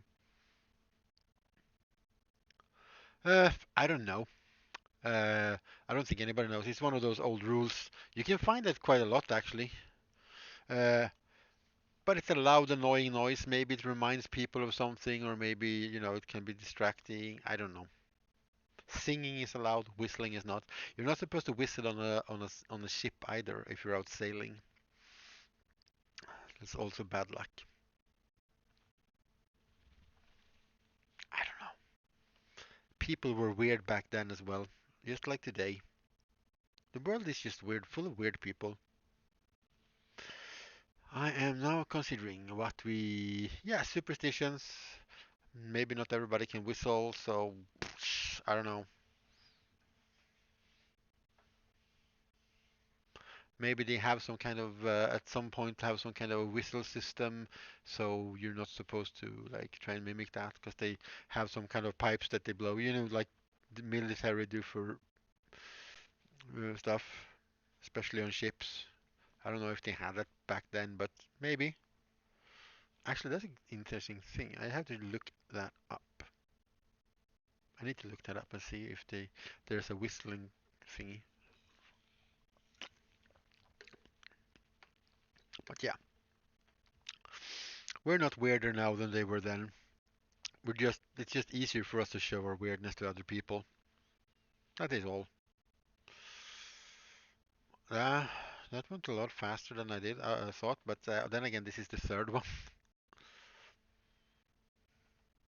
Yeah, he's like, "Hello, would you like to?" Taka taka taka taka taka taka. Ahaha, taka taka taka taka. He tried to be friendly, and then he realized, yeah, then he realized, hey, I'm an orc. Or actually, orcs driving death dreads are usually more insane and crazy than other orcs because usually it's like orc. They put in orcs in these that are like too beat up to surgically recover, which is quite impressive for an orc because orcs are pretty resilient. You can literally sew back limbs on them. Uh, but yeah, they get boxed into a box and they can't like feel things anymore when they hit things, so they usually go a bit crazy. Maybe being fed through a straw doesn't help as well. So it's not uncommon for death dreads and stuff to be chained up or turned off somehow. Yeah, it's red eyes. He's staring into your soul. He's coming for you. He's coming for you. He's so close, he's blurry now. Well, the autofocus is actually turned off because it's a horrible autofocus. Uh, all right. I'm like, what do we do? Oh yeah, yeah, yeah. Hoses, green stuff hoses. I knew there was something. I knew that there was something. Well, Chaos Dread, Death Dreads as well. They don't have Death Dread, but Chaos Dreadnoughts for Chaos Marines are usually actually just insane people. The only people that doesn't have really screaming, murderous, insane people are probably Space Marines for some weird reason. Uh, but the story is the same. Otherwise, uh, Dreadnought for Space Marines are captained by or driven by people in sarcophagus. Uh, you can, if you look at like the Space Marine Dreadnought, there's like a chest-looking thing in the middle, and well, in the middle of the body, and that's the part where there's a part of a Space Marine, but he has done so much good for the chapter, so they keep him basically sedated or like in cold storage, like frozen. Until they need him, and then they wake him up, and then they put him in a big dreadnought so he can keep on fighting. But for a Space Marine, it's just like for the Emperor, for the honor.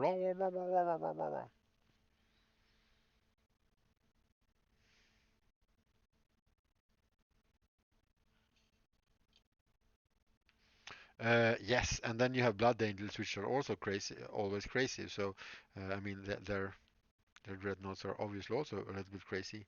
They are prone to berserky ragey thingies. So even if they're not in a dreadnought, so putting them in a robot thingy might not do so much well for their disposition.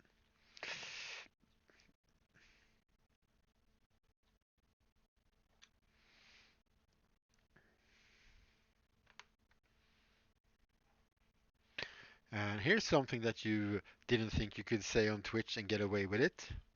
The making of a hoe.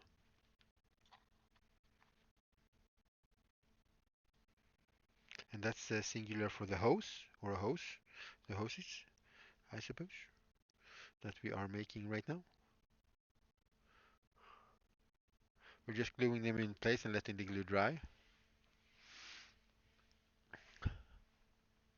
No, Blood Angels is one of the original founding chapters of Space Marines. Uh, There are some other thingy. They're blood ravens for Dawn of War. So the angels were around before that.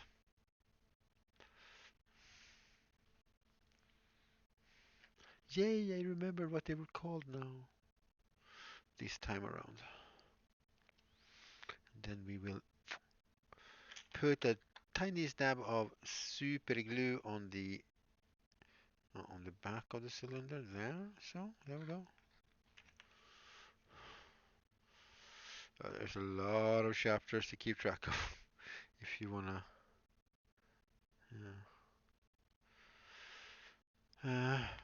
As for loyalist goes, I'm a Black Templar man myself.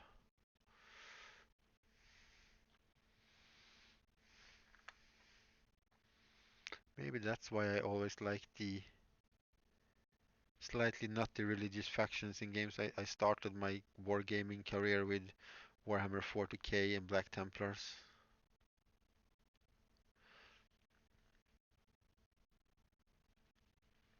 I blame Ivanhoe for it or something. The movie. That's it's a movie that is shown in Sweden basically around New Year sometime. Yeah, Dark Angels have the coolest aesthetic, even though having a big power armor and having a robe on is probably not the most practical thing that you will ever have, but it's very, very cool. I do like the Templars though because they have some fabrics, uh, slightly robish, but they also have all these candle holders and like uh, icons and stuff. So there's a lot of bling going on. Yeah, it is very cool. Yeah, the Blood Angels veterans are very cool. I still have a bunch of Blood Angels Deathwing, which is their first company, which are just Terminator armor, which are bone colored, which is very cool. I still have a bunch of those lying around from back when. But yeah, if I ever go back to playing anything, any Space Marine chapter, I'm gonna build the most pretty Black Templar army ever. Because now that I know how to paint things better, because the problem with paint, you can do Black Templars super simple because their armor is black with white shoulder pads and basically red fabric. But if you want to do it like so it looks good, black armor is like hell to do. So it's not, if you want to get it really good looking, it's not a noob friendly army to paint. If you just want them to have like paint on them, it's super simple because you can just edge highlight everything a little bit and then it's done. Most of it is black, so.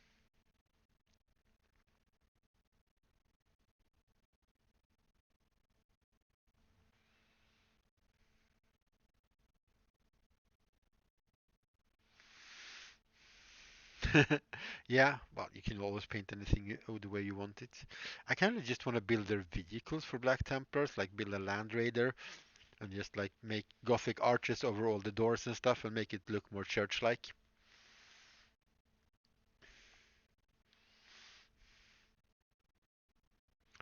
I wonder if you could play like a small-ish Black Templar army with more.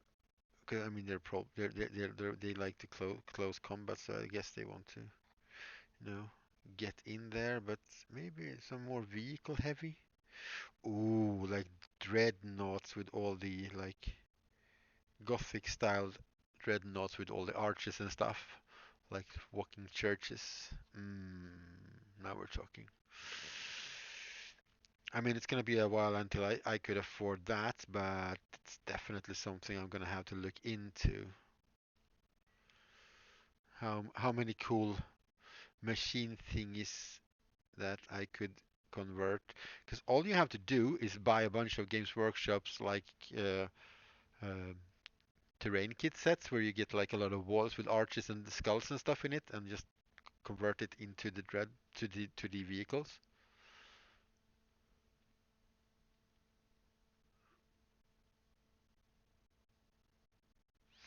Oh, what other games are you? What are the games? What are you cheating with on game? I mean, you're cheating on Games Workshop now, but what are you doing? What's the games?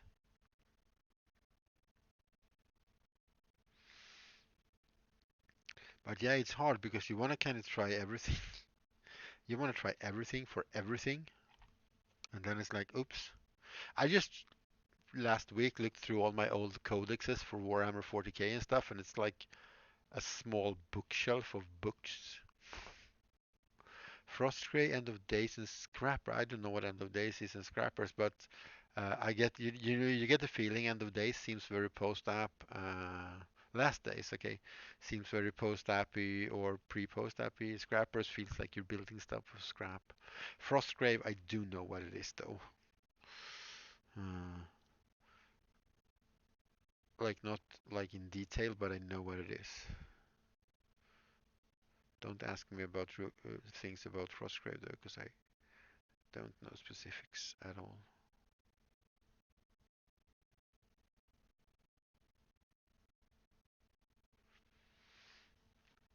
I just glued my finger to something in the back there. Last day, zombie apocalypse and scrappers is post. Okay, yeah. Oh yeah, zombies, of course, of course. There's a Swedish like co-op miniature game, which like is a co-op game that is called Zombies. No, it's called Brains, actually. Yeah, no, in Swedish. And all are Swiss. Oh, so they're all okay. The gateway games, eh? Ah, it's okay. You can play Blood Bowl. You only need to buy 2 boxes of miniatures. 7 Blood Bowl teams later, sort of thing. Ah, it's okay. You can play this zombie game. It's okay. You just need to buy this core kit. It's super cool. But now I want all the war bands and all the kits and all the things. And that T-shirt.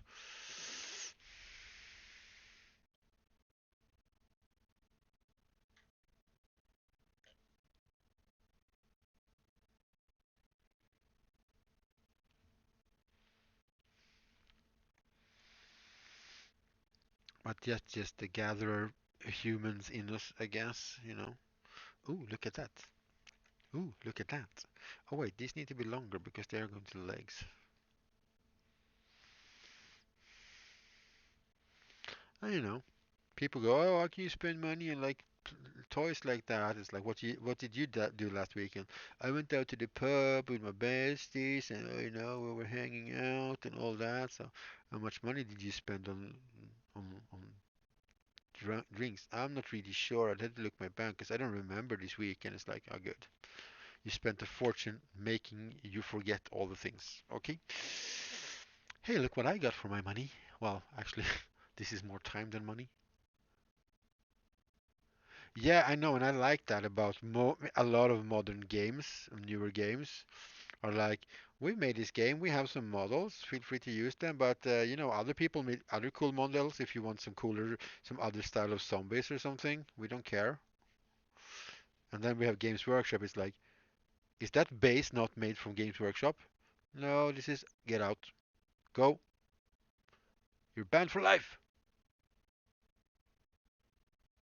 because they're so protective of their IP and how things are done all the time. Which is like the thing that I don't like with Games Workshop. I love their model kits. They're freaking amazing for the most part. Yeah, Pixel is always spitting facts, whether you like it or not. That's just how he rulla.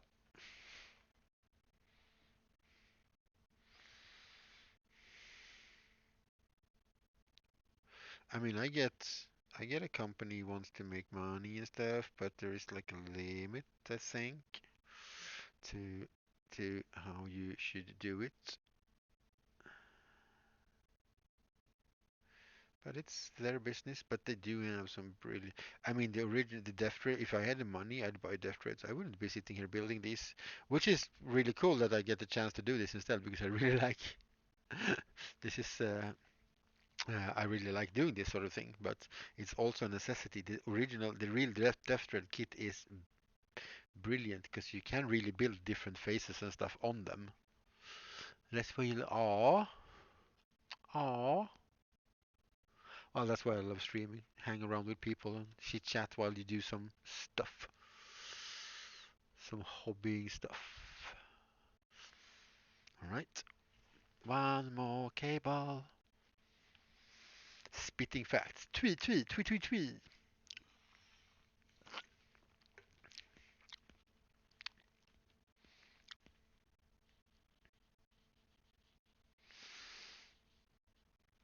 Oh, I need to set up a rules thingy so I can spit out random.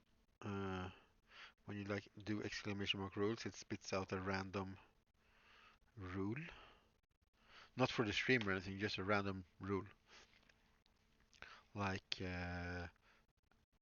assumption is the mother of all screw ups. Stuff like that. That's what we need, Pixel. That's what you need.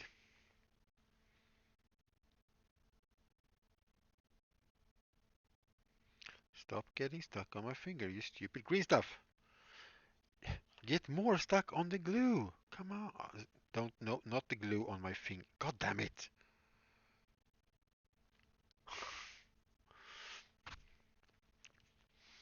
Yeah, exactly. Like the quote thing. But I don't want like rule one, rule two. I just want bright rules.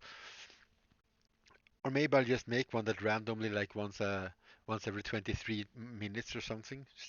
I don't know why 23 minutes. I just made up a number. Uh, just says something in chat.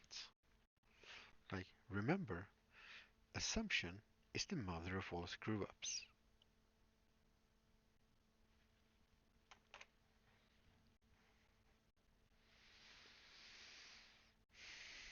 And then, of course, the most paradoxical rule of them all, which is rule number one, and that is there's an exception to every rule.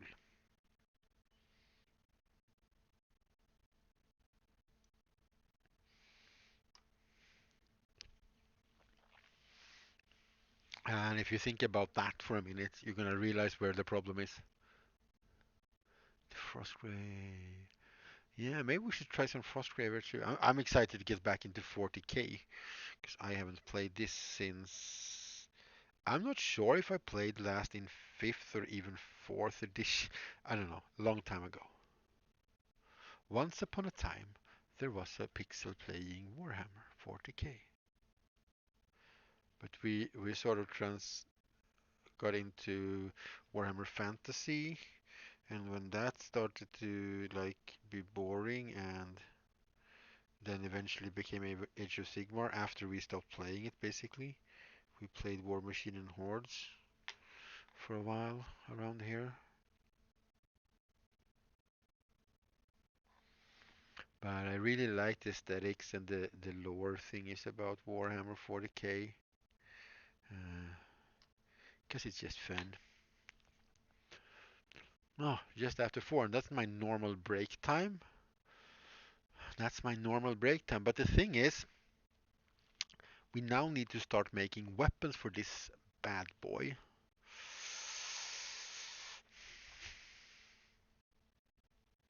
Inherit his dad, and I think his brother's armors too. That's why it's called Warhammer, not Peace Saw or Peace Rule. Peace Saw. Warhammer and Peace Nails. Yes, Peace Nail. Definitely. I mean, you have the tagline, in the, in the grim darkness of the far future, there is only war. And as we have said on this stream before, we all know something about war, and that it's war. War never changes. Dun, dun, Tranquility driver. Wow, we're really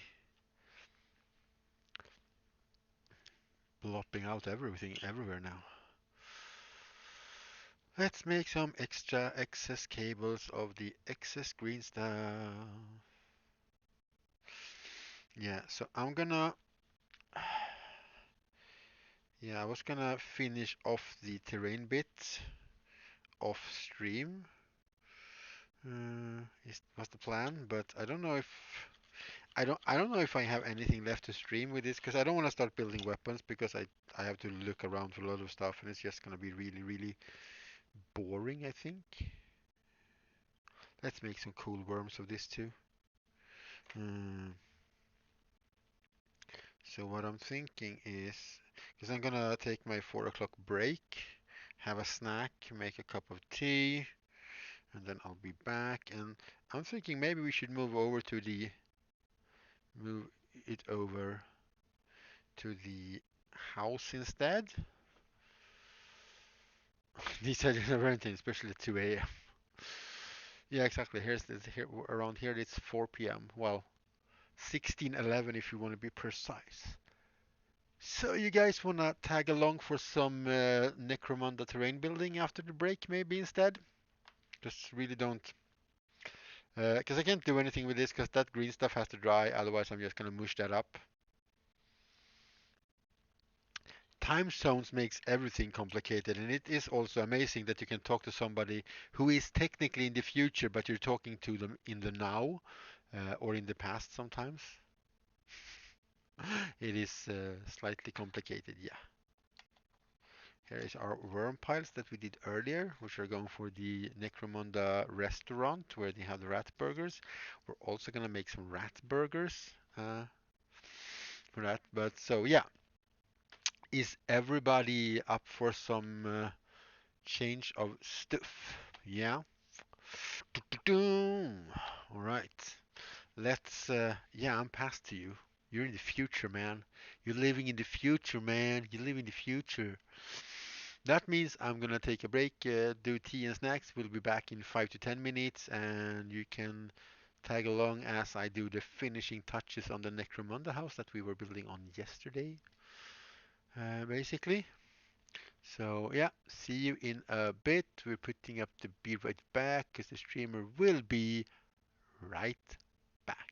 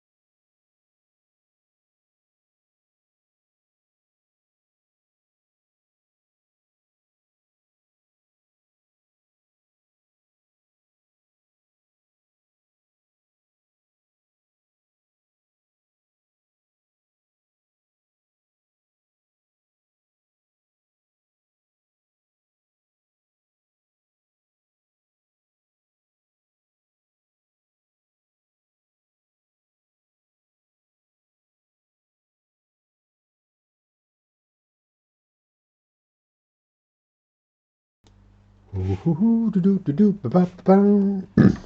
right, we're gonna have to adjust the camera live, of course, because I have no idea where the cameras are pointing right now because there is no cameras on screen. So let's start by fixing that and go back to the main screen. Like so. Oh, actually, I I guess I'm that good. I'm pretty good. Let's adjust the lighting per usual. And that's that light. So we don't get that super bright light in the face cam. Then we'll, yeah, you can't see anything, but we'll adjust that instead. Uh, don't worry, I shall save you from the darkness. You shall worry not. That's not the one that you want. Where is exposure? Here we go. Let's up the exposure a bit. Oh, that's a little bit much. Can we? Well, it worked so well yesterday. Silly thing. Let's rearrange some light fixtures. Then suddenly noise. Yeah, maybe I should just have started with turn on the sound again and started with a mouth harp in your ears, you know, or just like start screaming. Here we go. Now it's actually visible. So I've been working about on this a little bit before the stream started today. So let's go through it. If you were here yesterday, there are some new additions here. We have placed down our shrooms in the darkness here. There's some white splotch there. I think that's just some foam. Oh, I haven't glued that down yet. We have a menu, big menu sign, like on a big board. I'm gonna get the focus to be automatic for a bit and see what's going on. See if we can get this to focus on. We have the menu there anyway.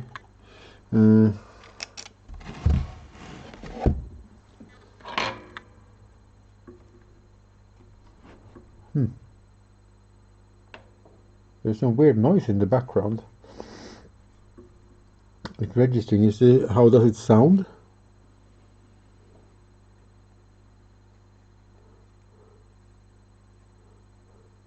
Yeah, and that's why I want the music at the start as well, so it's just not a screen. Why? Oh, wait a minute. I see.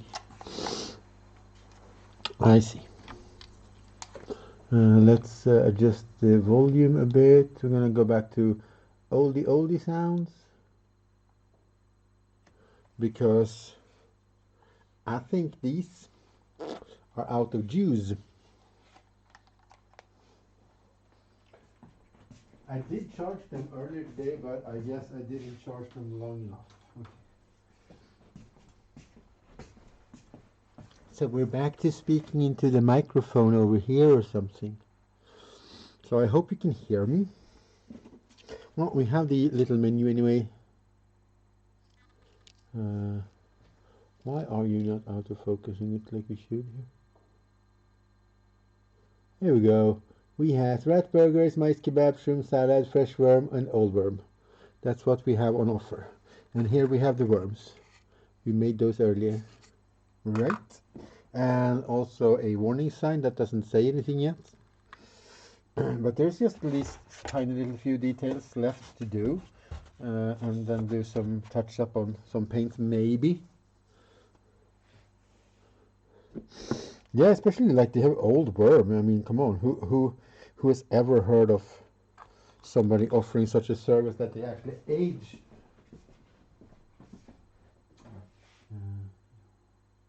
I'm just far away looking for my tools because we moved, and the glue is a good thing. Toothpicks. Always bring your toothpicks. Go.